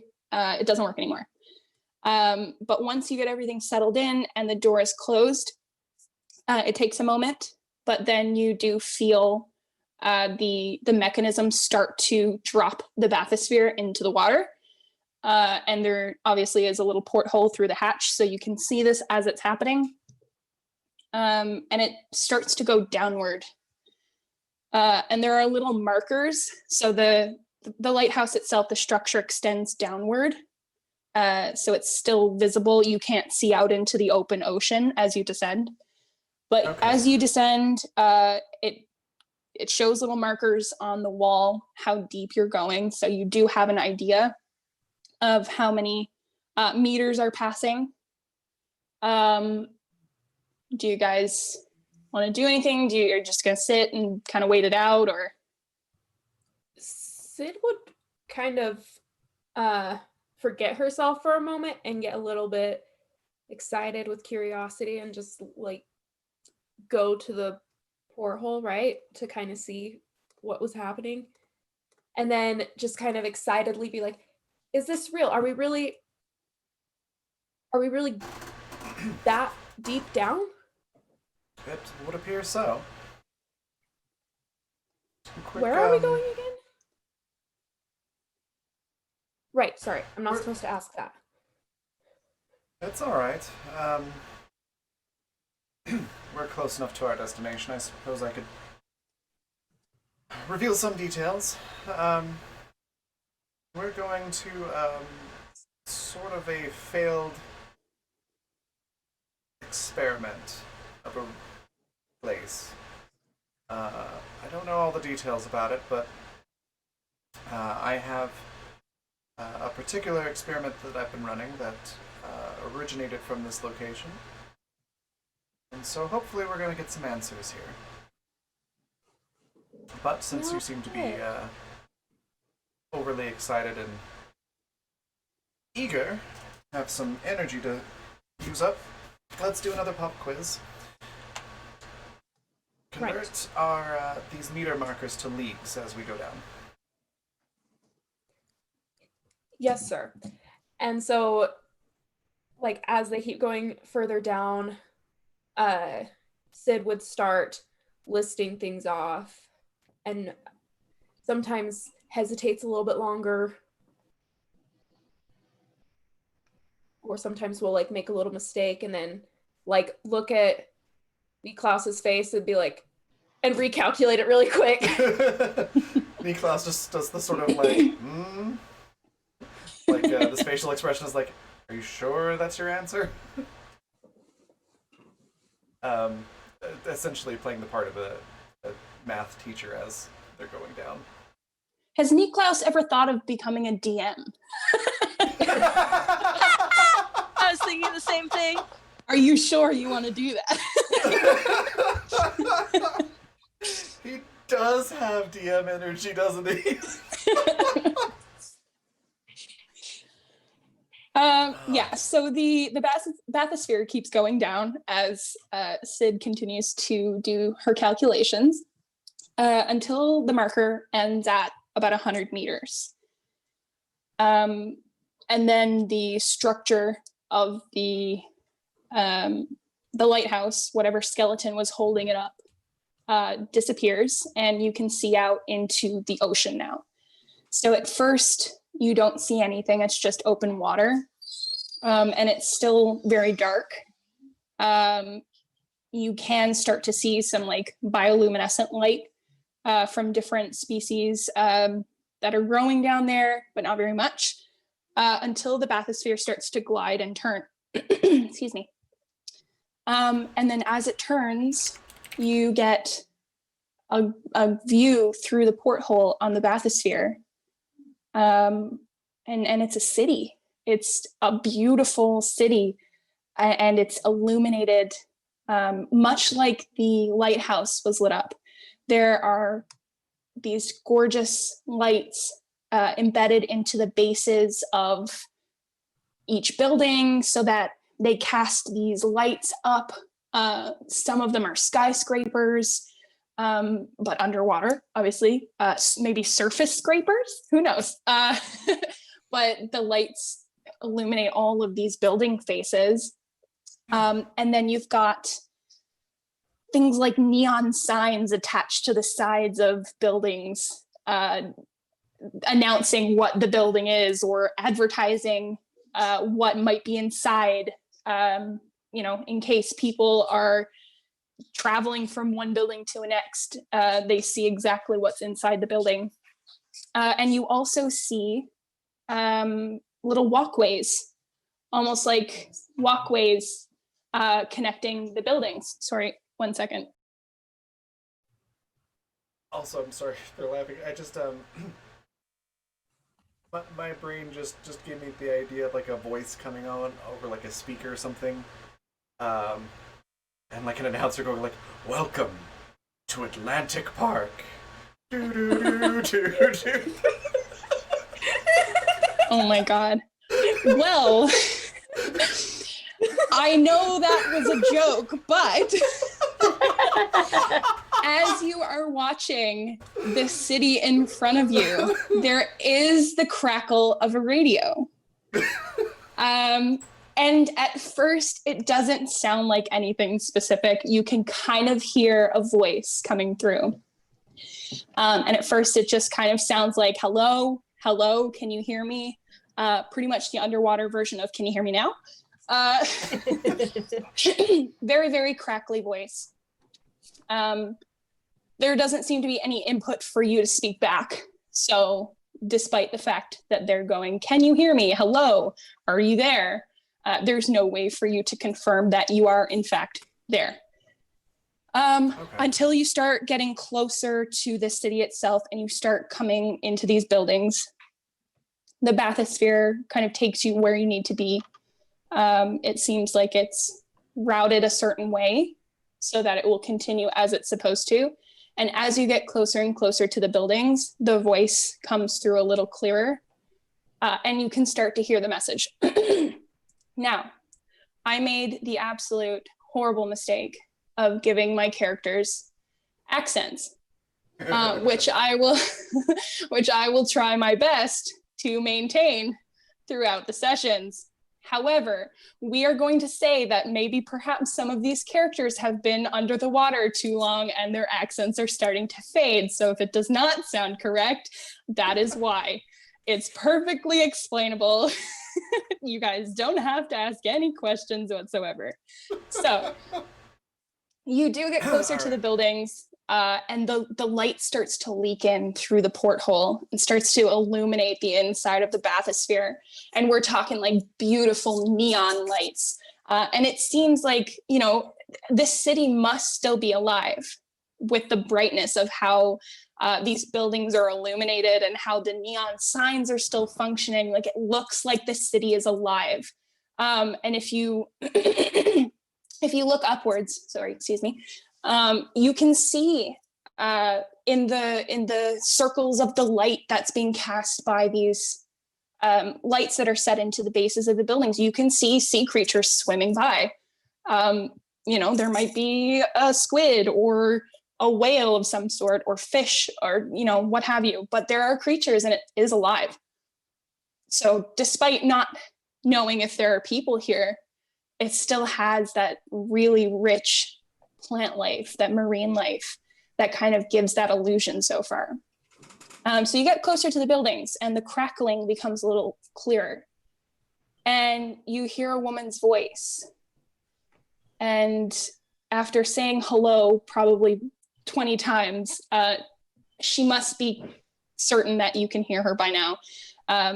Perhaps she can see you from where she is, or, you know, there's some indication that she knows that you can hear her. And she says, hello. And there's a pause. Hello, my name is Anastasia Petrova. And the fact that you are here can only mean one of two things. Either you've heard our transmission calling for help, or you've made a big mistake. I wholeheartedly hope that is the first of these that is true. And I hope that you have brought supplies with you. I hope you've prepared yourselves. And to be frank, I don't exactly think there is much that you can do to prepare for the things you will see in the Sunken City. This whole place is filled with a rot, one the likes of which I doubt you have ever seen before. I pray that you make it out of this too. It will be so very unfortunate if the only people to ever hear our pleas perish here for their kindness. I will meet you in the Welcome Center. May whoever you pray to have mercy on your souls.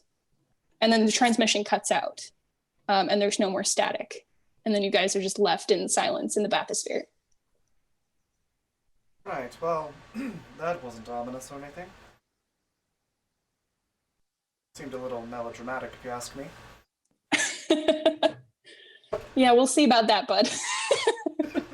Oh, I'm yeah, terrified. That was amazing. Niklaus is nonplussed. Damn it, Niklaus. Yeah, so the rest of the ride is silent. It doesn't take you very long to get into the there's like a kind of overhang kind of deal where the bathysphere can kind of settle into it and guide itself straight into the station where it is supposed to be. And then so you roll into the station and two big doors close behind you and shut you in. and then a draining procedure starts. So this area, this little area, is completely enclosed, and then the water drains out, and you guys are left in there. And there doesn't seem to be anyone on the outside, and there are no voices. There's no one there to greet you. The voice said that she was going to be there in the welcome center, but you don't see anybody through the porthole, and the door does not open.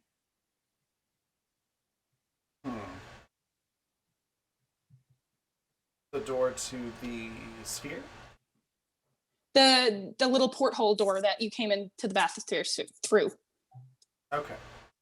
So it kind of you try to pull on the mechanism that helped you close it and lock it the first time, and it doesn't move. Well, that's a problem. Sid has gotten into one of the bags that has a lot of the mechanical tools, and is now rifling through it to try and grab things for Niklaus, should he ask for them. Alright, well, I'd say let's try the blowtorch, but I think that might use up all of our oxygen. That probably would be bad. So it's at this point that you start to hear a voice. It's very much higher than the voice that came through the system. And you can't make out any specific words, but it's a very high-pitched voice, and it's accompanied by a lot of laughing, just a manic laughter, and it does not at all sound familiar to you. So definitely not the woman who was speaking to you over the radio. Now that is quite alarming. I think we probably best get out of here sooner rather than later. Wouldn't you agree? Yes, sir. Alright, now let's see. How is this door constructed? I think Niklaus is going to look for any sort of hinge or screw or anything like that could possibly be disassembled from the inside.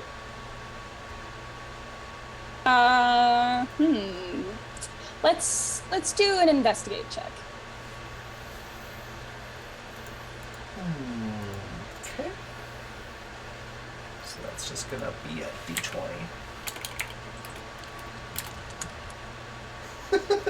Nope.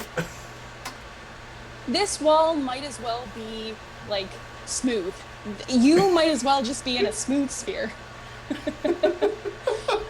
You really don't see anything other than the mechanism that closed the door in the first place. But the voice is getting closer now. Do you want to try to rattle the door, try to pull on the lever? What would you like to do? I've got a couple more ideas, but Riley, was there anything that you wanted to do before I try something else? Trying to smack the shit out of the bathysphere is also an option. Let me roll for investigate.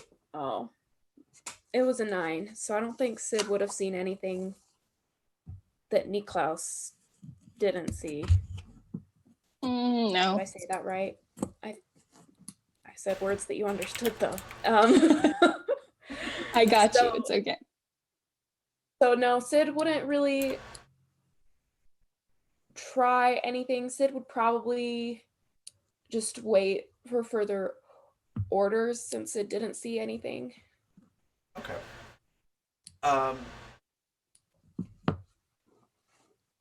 Would it be possible to just grab something heavy and smash the window? Absolutely, if you would like to do that. Let's see if you actually smash the glass, though. Roll for strength. I'm making you guys work for it today. I think Niklaus would find something heavy and then look to Sid and go, try to throw that through the window. Sure thing. Niklaus can't be getting glass on his fancy clothes. So, Sid, how is your strength? So that was a 10. I'm gonna say that spider cracks start to come through the glass. So you make this, a valiant effort, and you are partially rewarded. It does start to break, but it also does make a big sound. And the voice that was laughing seems to stop for a moment. And then all you hear, very close now, is just a woman. She's just going, what did I find? Are there little fishies here? Oh, I'm so excited. Who is it? I have to see who it is. And then she pops her face up in the window of the bathysphere. Sid jumps back.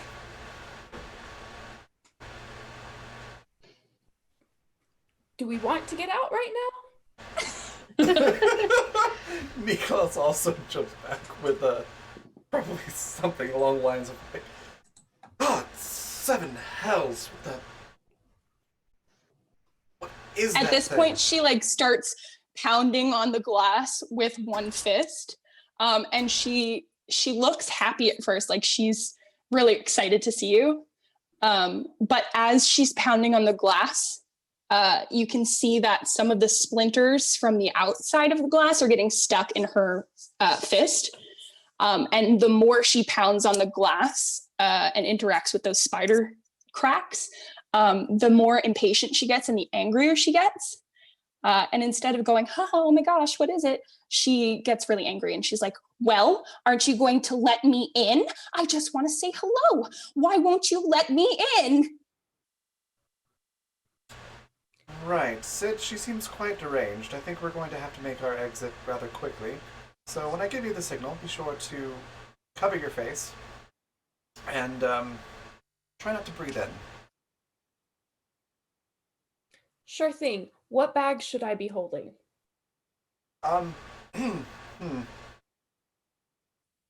Should probably pack light.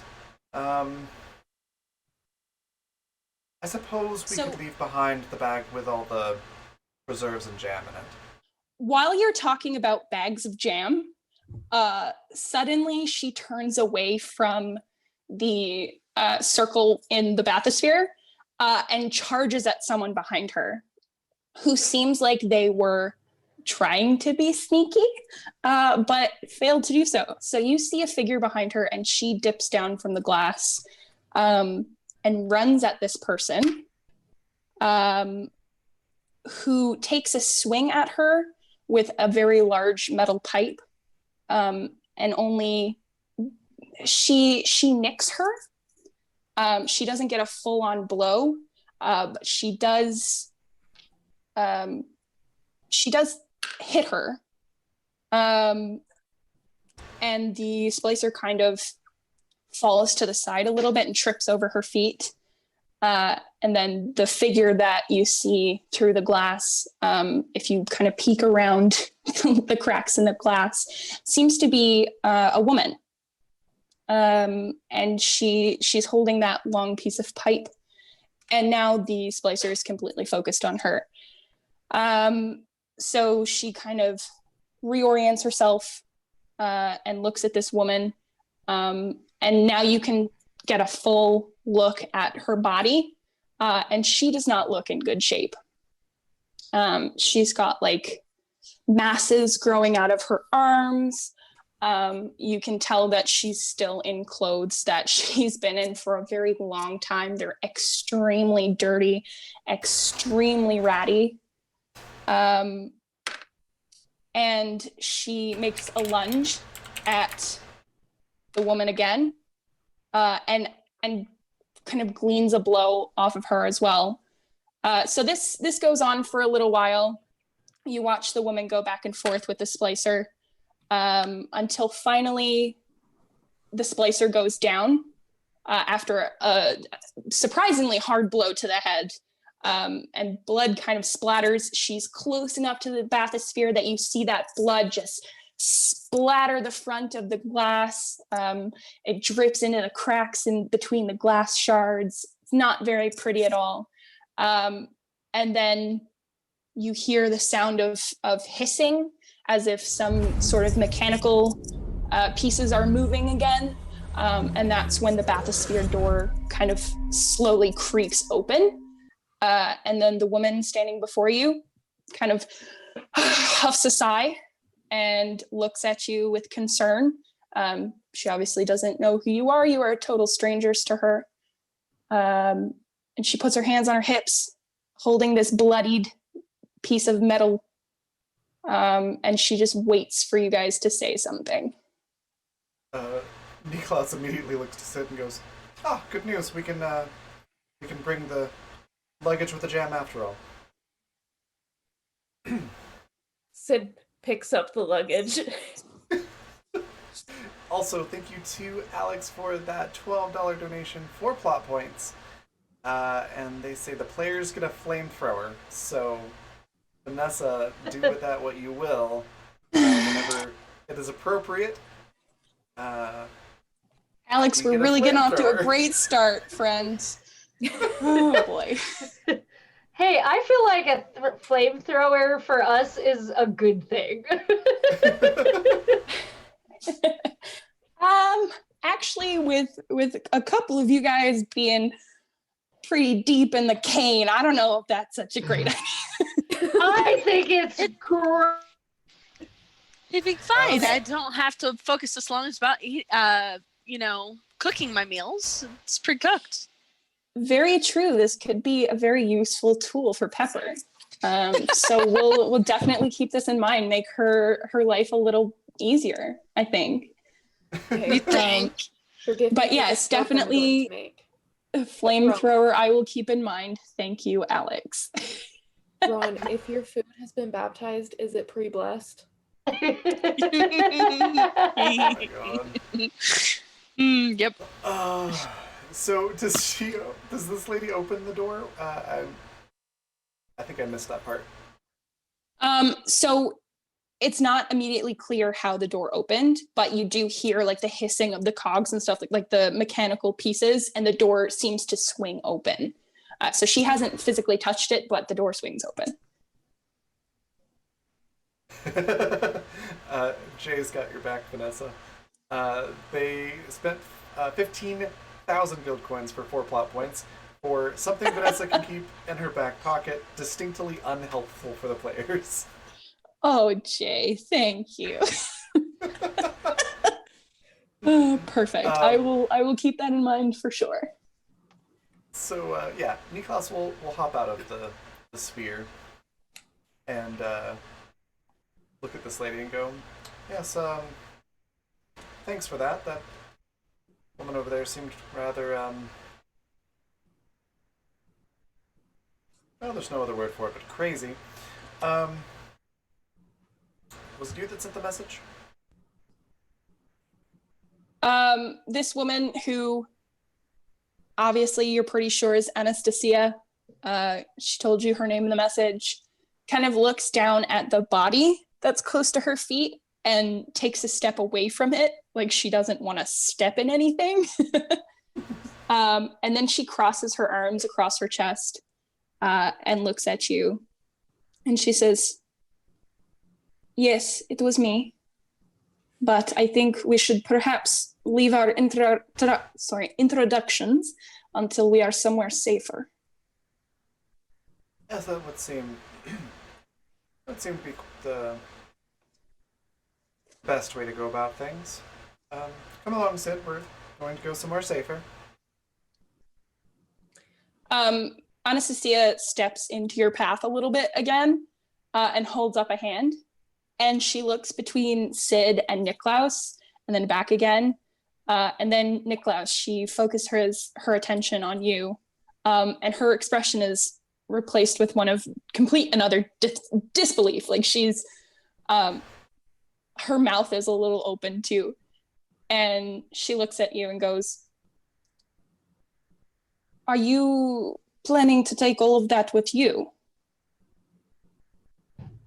Well, I don't see why not. Okay, let us get something straight here, right off the bat. this is not a place that you come for vacation. I don't know if you really listened to the entirety of my message, but there is absolutely no way that you are going to be able to take all of that stuff with you and survive. Oh, I'm sure it'll be quite fine. It's a very, very strong child here, and they've got it perfectly under control. Um, I'm not here for vacation. I'm here to do research. You see, I am a man of science, and as I understand it, there are some very interesting developments that have happened here, and I need answers.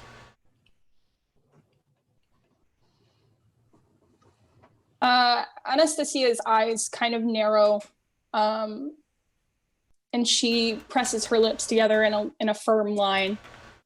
And she looks you up and down again. And after a moment, well, you will see very quickly that science is exactly the kind of thing that made this place rot from the inside out.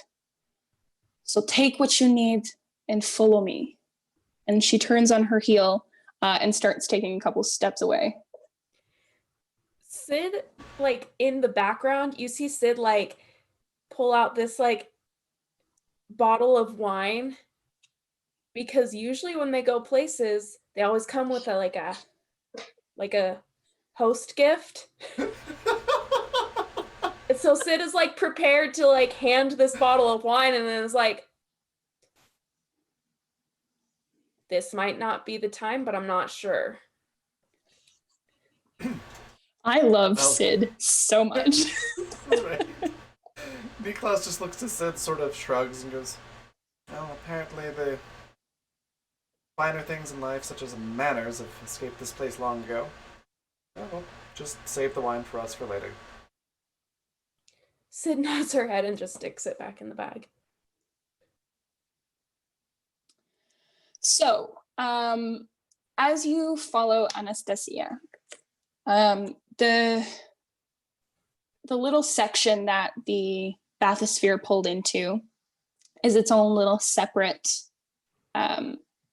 little kind of alcove before you actually get to the building. So there's a short little walkway that you have to go through, and then you come out into the main section of the Welcome Center.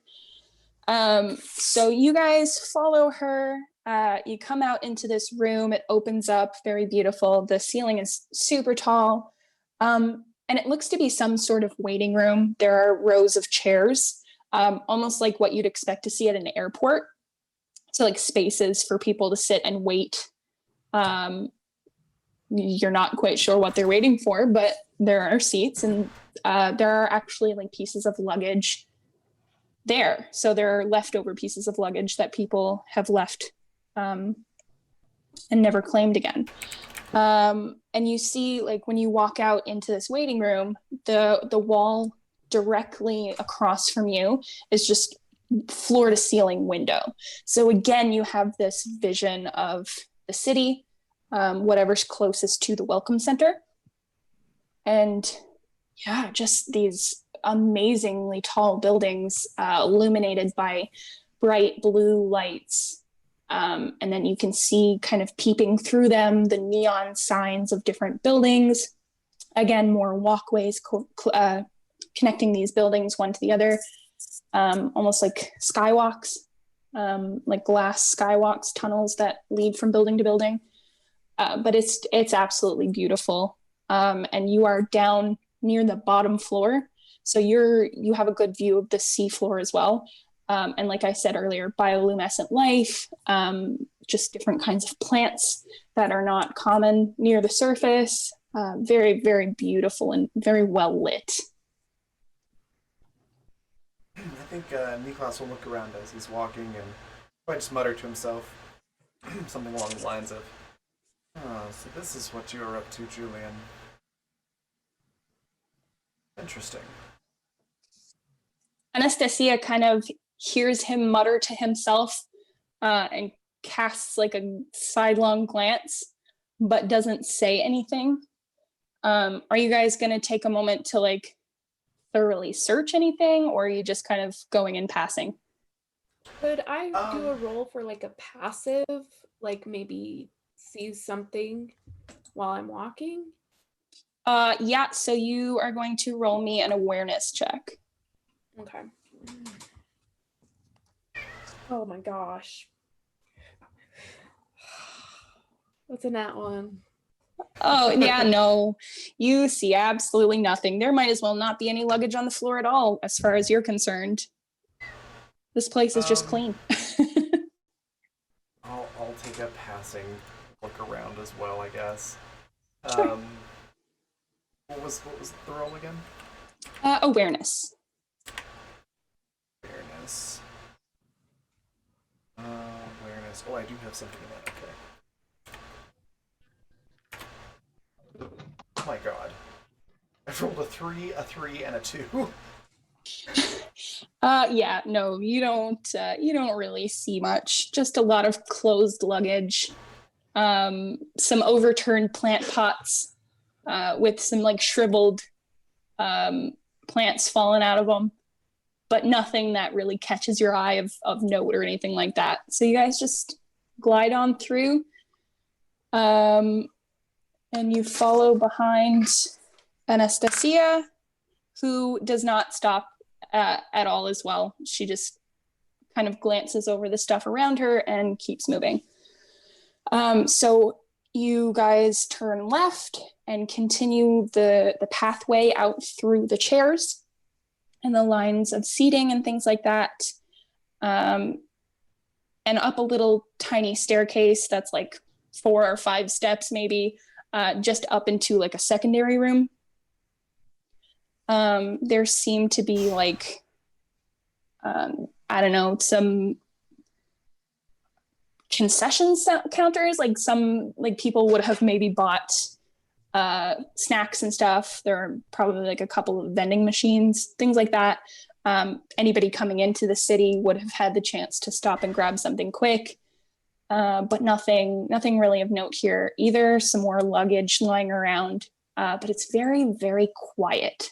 Like now that one lady is gone, there doesn't seem to be anybody else. Thank you! But more of the same, just luggage and plants and all that good stuff. But you pass through this little section and into the next room, which seems to be like a lounge area. Like it's got fancier seating and plush chairs, and there's kind of like a little, almost like a little stage tucked into the corner, as if someone might have been performing there, to greet people coming in. There might have been like a microphone and some, you can imagine like a band set up there and things like that. But as you're going through this section here, you do start to hear some noises up ahead. And it sounds, yeah. Say real quick, thank you, Rowan, for gifting those 3 subs. Vanessa, Darkora, and Mr. Puddins, if the 2 of you are here, that is 2 plot points or a couple of d6s, and then Vanessa, you also can do 2 plot points if you want. You kind of don't have to because you're the GM, or you could do a couple of d6s. Up to you. Yeah, sure. I'll take the d6s. All right. And you wanted to give that to the cast, right? Yeah. I was kidding. No, absolutely. I'll Awesome. give them to the cast. Yay! I was thinking to myself, I was like, do I want to give these away? But I might. Yeah. You guys can absolutely have them. Yay! We have d6s now. We're gonna die slower. Yay! So yeah, Niklaus, seeing just her walking and following along, is eventually going to clear his throat. Where might the research facilities be? Laboratories, that sort of thing. Anastasia kind of half looks back at you, and she looks at you like you are absolutely crazy. But then seeing that you are serious, she sighs, and she just says, they are much further into the city. This is the welcome center. This is where people come when they first get to the city. I'm pretty sure, as you can imagine, the research facilities are not going to be by the welcome center. Well, you never know with these city planners these days. They put things in all sorts of places. Well, I can say this welcome was not very hospitable. That crazy lady trying to break into our submersible and having to witness that such violence right off the bat. And she chuckles a little bit. She chuckles a little bit and kind of casts a smile at you. And it's not entirely like full of humor. It's more of like a, oh, you poor child. Oh, darling. But she just says, well, I think you better get used to that. And then she continues through. So you do start to hear noise as you continue. And up ahead, you see some more of these splicers who are arguing with each other rather than anybody in particular. But they're yelling. They seem to be yelling about something or other, and then they disappear behind a door. And it's one of these big kind of like bulkhead doors. And they disappear. You don't hear them anymore. But that is the only other door in this room. So you do have to go through that way if you plan on going into the city. Do you have any comments about that, or are you just going to go straight in there? I'm going to wait for Anastasia to go through the door. Yeah, so she brandishes her metal pipe again. And she gets this steely determination on her face. And she goes ahead and goes up to the door. And it's an automated kind of opens up again. And when you get into this other section, there's nobody there. So these splicers, clearly there was something that took their attention, and they left. They're not here. So that's one less thing that you have to immediately worry about. And you can't hear their voices, so you assume that they are gone. But what you do find is that this is one of those walkways. So it's a glass encased walkway. You can see out into the ocean, see all the buildings, things like that. But it just, it leads out from this building, it curves, and then connects to another building. So Anastasia seems a little more at ease because you can see that there's nobody in the tunnel, but she still keeps her pipe up. She's still brandishing her pipe, and she follows the bend and assumes that you're coming with her. Yeah. And then you get to the door, and it's much of the same. She goes first, and she pushes open the door, and there's nothing immediately on the other side. So she ushers you guys through. It seems okay. But when you come out into this room, there's a couple of elevators directly in front of you, but there's also open space on either side. So it's kind of like a unit of elevators in the middle. And it's, if you look up, like it's this 12-story open ceiling, glass ceiling. It's an atrium. There are plants growing everywhere. And it's very beautiful. And as if on cue, you notice that there are some like spritzes of water that come out. So there's a pipe system that irrigates these flowers, and that's probably why they stayed so green and so beautiful. They're just extremely overgrown. So anything that might have been on display, you can no longer see it because it's all kind of grown in. But yeah, the elevators are right in front of you. You also can see right off the bat that there are shops on the first floor as well. So a couple of them seem to have like been barricaded as if someone was trying to keep others out, keep themselves in, but there are some shops that are still open and available to you. So what would you like to do? Well, there are some things I could think that Niklas might do, but I did want to check, do we want to, like, are we bringing in Pepper and Bambi here? Or do we want to hop over to what they're doing? I will, I'm going to bring in somebody in a minute, and then we will hop over to the other one. Okay. I'm keeping an eye on the time, and I'm trying to get there as fast as possible. No worries. Then Niklas is mostly just gonna look around.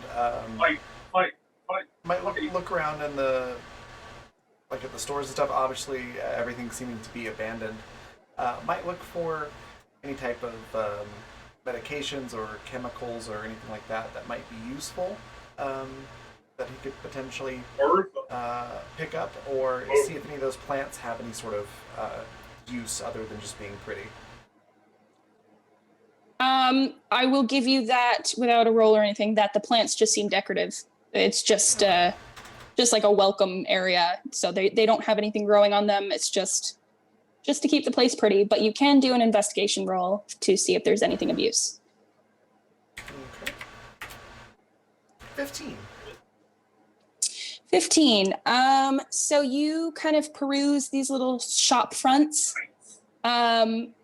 Like you said, a lot of them have been abandoned. There's not a whole lot in there. In a couple of them, you do see that the cash registers have been left open. And there is some change in there, so you can pick up. There's probably like $5 in one, $4 in another one.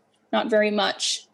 Whoever has been here before probably looted the place clean and left a couple things, but all in all, you find about $9. Other than that, I would say probably one of those shops is a little restaurant front, like a proper restaurant instead of like a little concession stand. So you would probably find a bottle of alcohol. Doesn't matter what kind of alcohol. If you have a preference for what that alcohol is, absolutely. It could be a wine cooler for all I don't care. It's alcohol. But yeah, that's what you find. Sid, did you want to take a look? Yes. I did want to. Okay. Awareness again? So awareness if you're just kind of like perusing, but investigation if you're doing like a deep look, like you want to find something. Because you're still holding on to luggage, right? Do you put it down Yeah. or?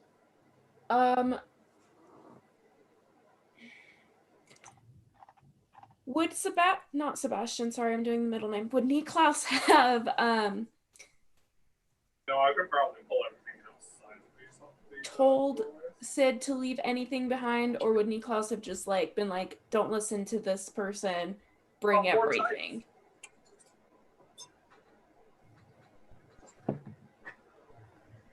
Sorry. You're muted, Raven. You're right, I am. Oops. More the latter, but Niklaus, wouldn't fuss at Sid or anything if she set the luggage down to look around, just as long as, Okay. it comes with her when we leave the room. That's what Niklaus is going to be worried about. Okay. Then she would do that. That's a 13.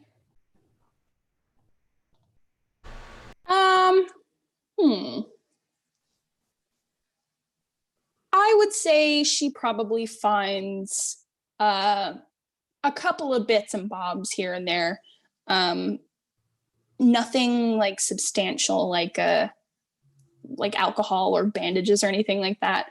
but she does pick up some stuff, and Anastasia kind of looks over from where she is, and she looks at what Sid has in her hands, and she goes, yeah, take that with you. That could be of use later. And then she kind of goes about her business. So I will get you to mark down 5 components, which might come in handy for you later. Okay. Yeah. Do you guys good after looking around a little bit? Yeah. Okay. So once you get done with your looking around, you start to hear those male voices again, and they're shouting from up further. And so obviously you're going to have to take the elevator to get up to where they are. And again, the elevator is the only way to go. There are probably some stairs nearby, but the fact remains the only direction is up. So you guys can hop in the elevator. Anastasia is waiting by them for you to hurry up. Yeah. Yeah. That's what Niklas will do. And Sid will grab the luggage and follow. Okay, so you guys all pack into this little elevator.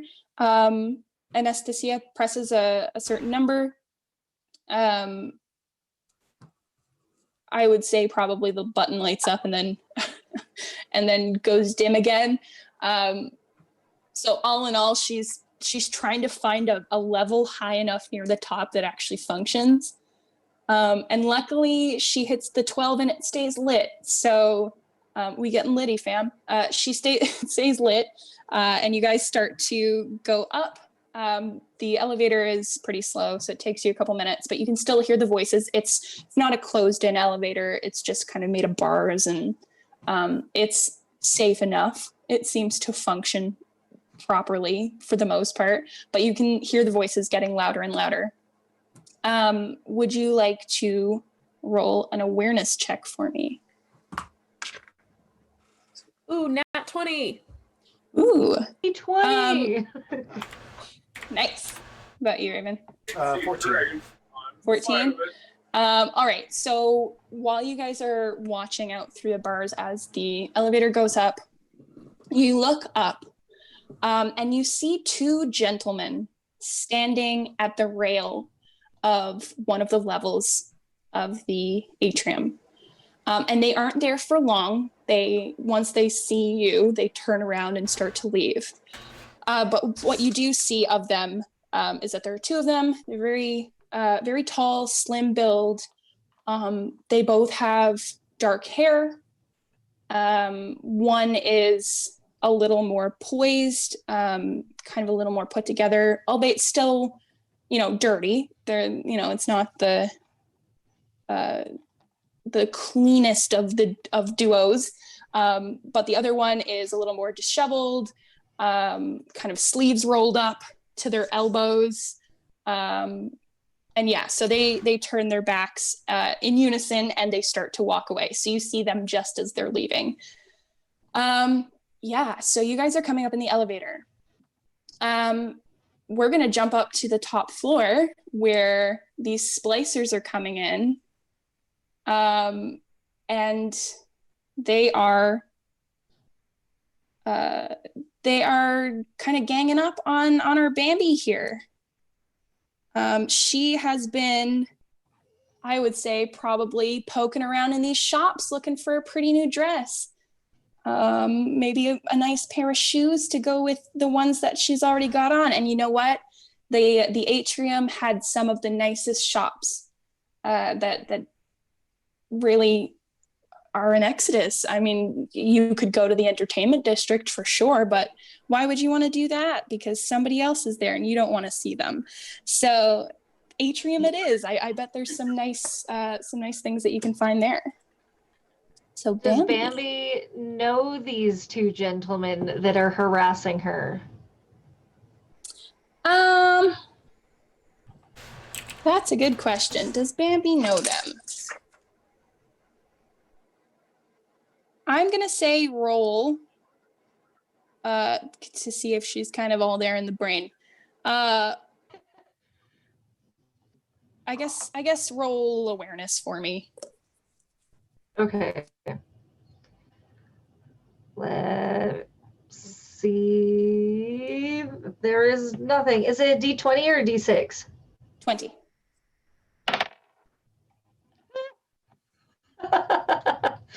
I'll put that here in the chat, but that's a 2.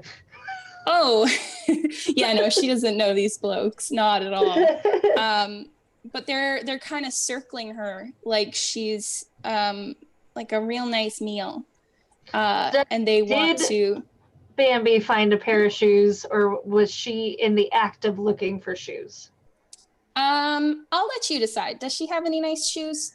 She has a pair of like old school Louis Vuitton heels clasped in one hand by the heels, and her microphone just kind of like twisted around, casually held in the other hand. And she's like, well, gentlemen, I don't know what's got your knickers in a twist, but I found what I need. And if you could just sidle on that way, I'll get on my way. They start to laugh. Just uncontrollable laughter. Like this is the most absurd thing they've ever heard. They see something they like and they're not going to leave you be because they think you're looking pretty good. So why would they? Well, Bambi is pretty good. But Bambi's got places to be.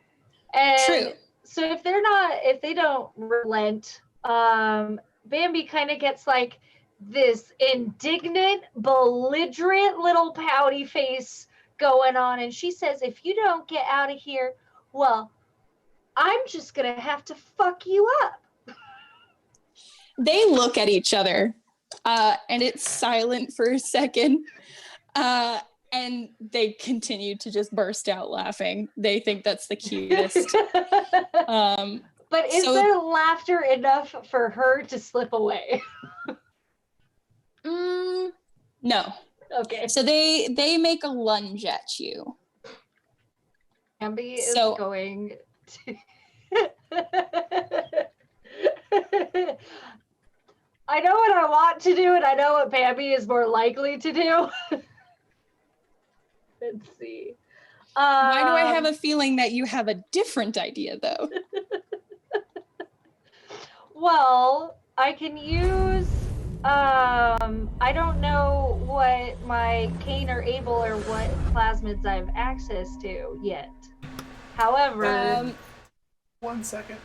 Holy cow, thank you very much, Michael, for the $25 donation, which puts us over our goal for the stream, which means that's going to be some free triple crits in here, and then also that introduces an ally or enemy NPC, and the suggestion is there is the world's equivalent of Big Daddy drops in to protect Bambi, maybe named Mr. Snuggles. I like your thinking, Michael. Thank you very much for your tip and for your suggestion. And yes, we will absolutely have that happen. So these guys make a lunge at Bambi, and while she's trying to figure out what it is that she wants to do to fuck these guys up thoroughly, there is just a roar. And it is so loud that it just shakes the top floor of the atrium. And these two guys look at each other, and they just about shit themselves. Like they cannot get out of there fast enough. And in comes from one of the other directions of the shops, just this hulking creature in a diving suit. With a helmet that has like a metal cage over the front. The lights on the inside are all lit up red. It has like a big drill for an arm. And when it walks, it shakes the ground. And this thing is roaring. And it's looking directly at these splicers that are starting to take off. And that is enough for Bambi to get out of the way. Which Bambi does. Yep. And it chases them. So it blows past Bambi, not even paying attention to her at all because she's not in the way. And it goes after this pair of eggheads that were trying to come up on her. And they disappear. And so does the roar of the Guardian, as they are so named. And I'm sure you can hear in the distance the sound of a big drill meeting a fleshy material and screams. And you guys would hear that from the elevator as well, as it opens up onto the 12th floor, and you look across and see Bambi over there, hiding from whatever just passed by and hearing these big roars and screams. So we will leave you there for a moment. Pepper, where do you spend your downtime?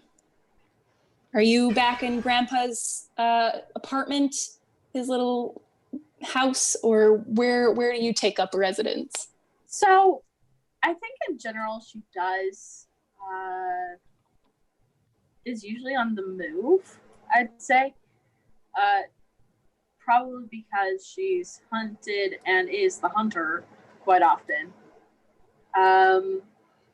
I'd say that she has like one of her bases of operation is her grandfather's old home.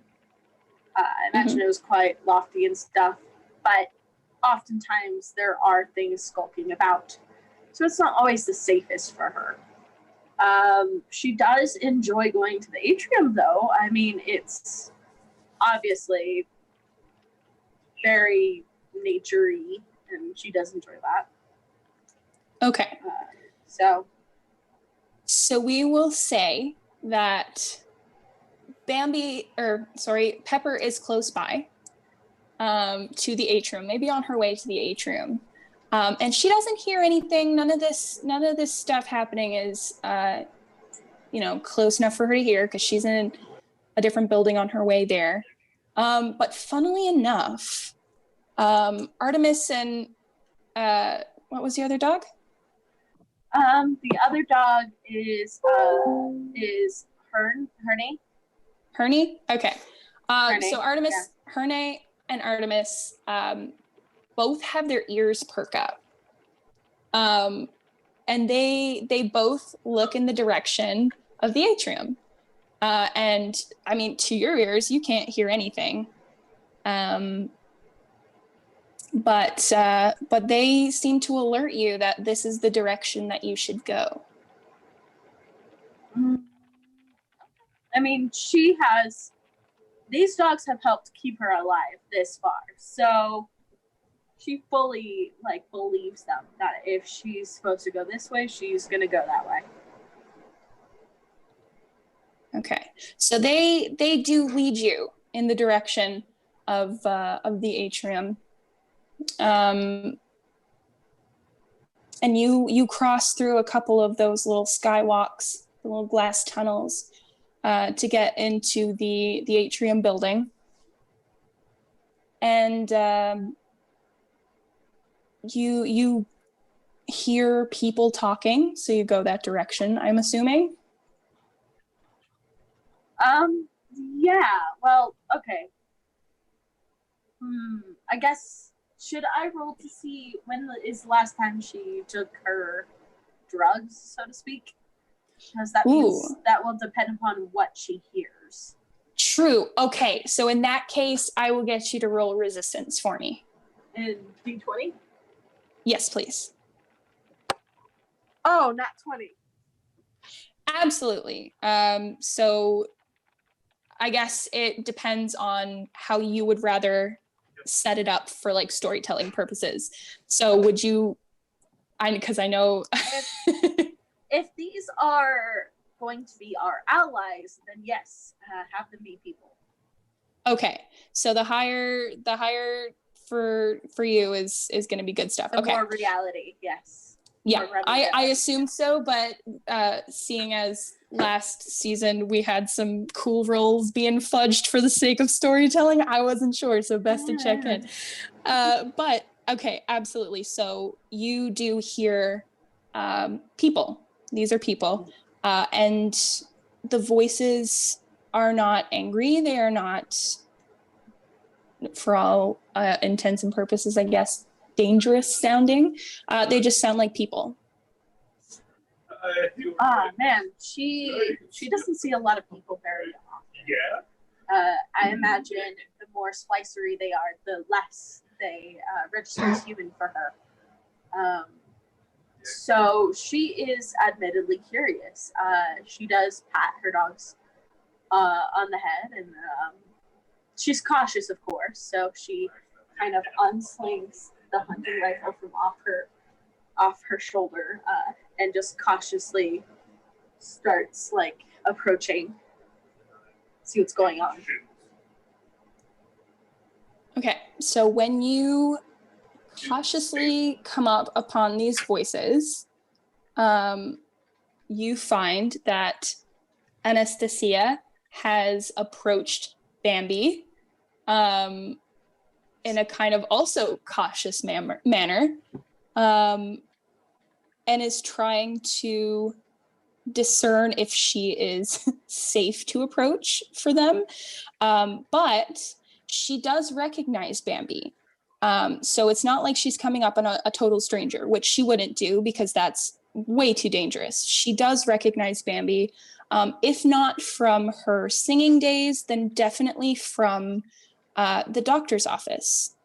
Because I'm sure Bambi would have had her fair share of cane cane issues, I guess is the best way to say it. Totally. And Anastasia would have been the nurse to take care of Bambi during those visits. So yeah, that's what you see, Pepper, when you come into this this part of the atrium, is that Anastasia is with Bambi, and you have these two completely fine-looking people here with them as well. What is your reaction to that? She is surprised. I mean, once again, she doesn't see people very often, especially around where she is. And she actually kind of like tilts her gun towards the ground. She knows gun safety, come on. And she's like, oh, right, I know you. And looks at Anastasia. Have a death for me. Yeah, so Anastasia looks over, and her expression is surprised, because I'm sure you don't usually get 5 people in the same spot very often unless there's shit going down. So to have this group here decidedly not shooting each other or beating each other to death is a nice surprise. And yeah, she's like, oh, it's you, hello. And I think that's where we're in tonight. Nice. That was great. I agree. If I don't remember though, as soon as Bambi realizes that there's people there that's not Anastasia, she does the whole like, oh, I'm so faint. And I'm only putting that out there because I'm probably gonna forget. No worries. Yeah, that was great. I very much enjoyed that. We'll do our outros here, but real quick, I wanted to say again a super special thank you to Michael and Alex for just blowing that viewer action goal out of the water today, and Rowan for those gifted subs. Lots of really cool stuff with all that, and maybe we'll see Mr. Snuggles next week. We'll see. Absolutely. I'll make sure that he's in there. Awesome. I don't know if you noticed, but it's now canon. Bambi needs a guardian. She's gonna get one. Mr. Move over, Snuggles will kids. be hers. Yeah. So let's talk about our favorite parts and everything. we'll start with Vanessa, and then we'll go around and end on me, and then we'll do the raid. So Vanessa, what was your favorite part? Where can we find you next? And anything else you'd like to talk about or share? I just really enjoyed finally after the long-winded kind of setting setup to just jump right into it, because I know it's going to be so interesting to get to know these characters, and I already love and hate Niklaus with everything in me. And Sid is just fantastic. That's the reaction you wanted, hey Raven? Yes, it is. I know that Anastasia is gonna hate him, but I can't hate him completely because he's just so funny. I'm super excited to see more of Pepper and the dogs. I think that they're gonna make a really great team. And of course, Bambi is just, her last name isn't Darling for no reason. She's just lovely. So with this ragtag team, I'm just so excited to see where it goes and what you guys end up doing with it, because it's going to derail from any plans I have, because that's just the way this group is. So I'm along for the ride just as much as you guys are. But as for where you can find me next, I will be here Saturday for Animus. We start that up again. And then, of course, next week for more Exodus. I also do have my art Twitter and my coffee page, which I will link in the chat there. But yeah, that's pretty much it for me. All right. Riley, same questions. Favorite part, where can we find you next, and anything else you want to talk about? Favorite part. I really loved getting to kind of flesh out and like improv the relationship between Niklaus and Sid. That was so much fun.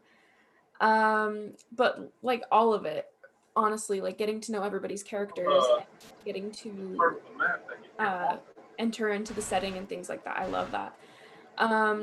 You can find me next on Saturday for Animus. And you can find me online at Arieli Knits, arielyknits.com. If you knit or crochet, or if you want to get into doing that, head over to our blog and sign up for our newsletter, because we have a newsletter now because we're that cool. Awesome. So yeah, and you don't have to put your first name if you don't want to. So you can still submit it with just your email. So you don't need to put like a weird like toothbrush or something in there for your first name, because all of your newsletters toothbrush. So just putting that out there. Anyways, that's all. Sounds like that comes from a story. Personal experience. Oh goodness. All right, and then next we've got Rowan. What was your favorite part? Where can we find you next, and all that good stuff? I think my favorite part was honestly Sid. Just the whole thing with the wine bottle was pretty funny. I really like that one. Just the improvising. What do we have in the bag? We have 5 suitcases worth of stuff. What ridiculous shenanigans do we have? I think that was my favorite part. And next you'll find me here. However, I do have a TikTok now. I've been working on my website and things like that, but if you want to see what I'm up to, I would check me out on TikTok at Rowan North Illustrations on TikTok. Here, I'll send a link on the chat. So, yeah. Awesome. And then next we've got Yasmin. What was your favorite part, and where can we find you next, and anything else you'd like to share? My favorite part was getting the dynamic between Sid and Niklaus. That was just absolutely delightful. And then you can find me here Friday morning, where I will be running a urban fantasy campaign with the Monster of the Week. And it's going to be really fun, super pretty. very interesting. So much planned for it. Or you can find me at my website. I now have a family-friendly fantasy website, which I will pop into the comments. You can check it out. There is a discount code for any apparel purchases right now until September 24th. So check it out. Awesome. My favorite part was our introduction to Anastasia. That excuse me. That whole opening radio line and that accent was just perfect. It was amazing. Glad you liked it. That was great. And then yeah, I really enjoyed kind of figuring out Niklaus and Sid's dynamic and everything, and Niklaus is so much fun to play. He's such a dick, but he's so much fun to play. So yeah, I'm looking forward to more of this. Where you can find me next will be tomorrow on Encounter Roleplay at 4 p.m. Mountain Daylight Time for Sword of Kalos. Finally going to be back into that after a 2-week break. So that's going to be a lot of fun. And then Friday I'll be on Neon Devils as well. And producing masks, or school days, which is a masks game after that. And then Saturday we've got Animus. So that's where I'll be for the next little bit. Other things to talk about are Patreon, which is there in chat. So there's some new content that's up. There is the Hunters of Calamity 2 soundtrack available for download. The Water soundtrack from last season that's now available for download. There's a little bit of art up there. There'll be more by the end of the week. And then also by the end of the week, I'll have the Animus Absentis soundtrack available for download on Patreon as well. And all of the soundtracks are for content supporter tier and higher, which that is, if I remember right, $7.50 a month. And then all the art and stuff will be available for just all patrons, and that starts at $2 a month. So lots of really cool stuff on there. And then Rowan mentioned TikTok, and after I get through this premiere week, I plan to do a lot of TikToks as well, doing sort of like a choose your own adventure story type thing.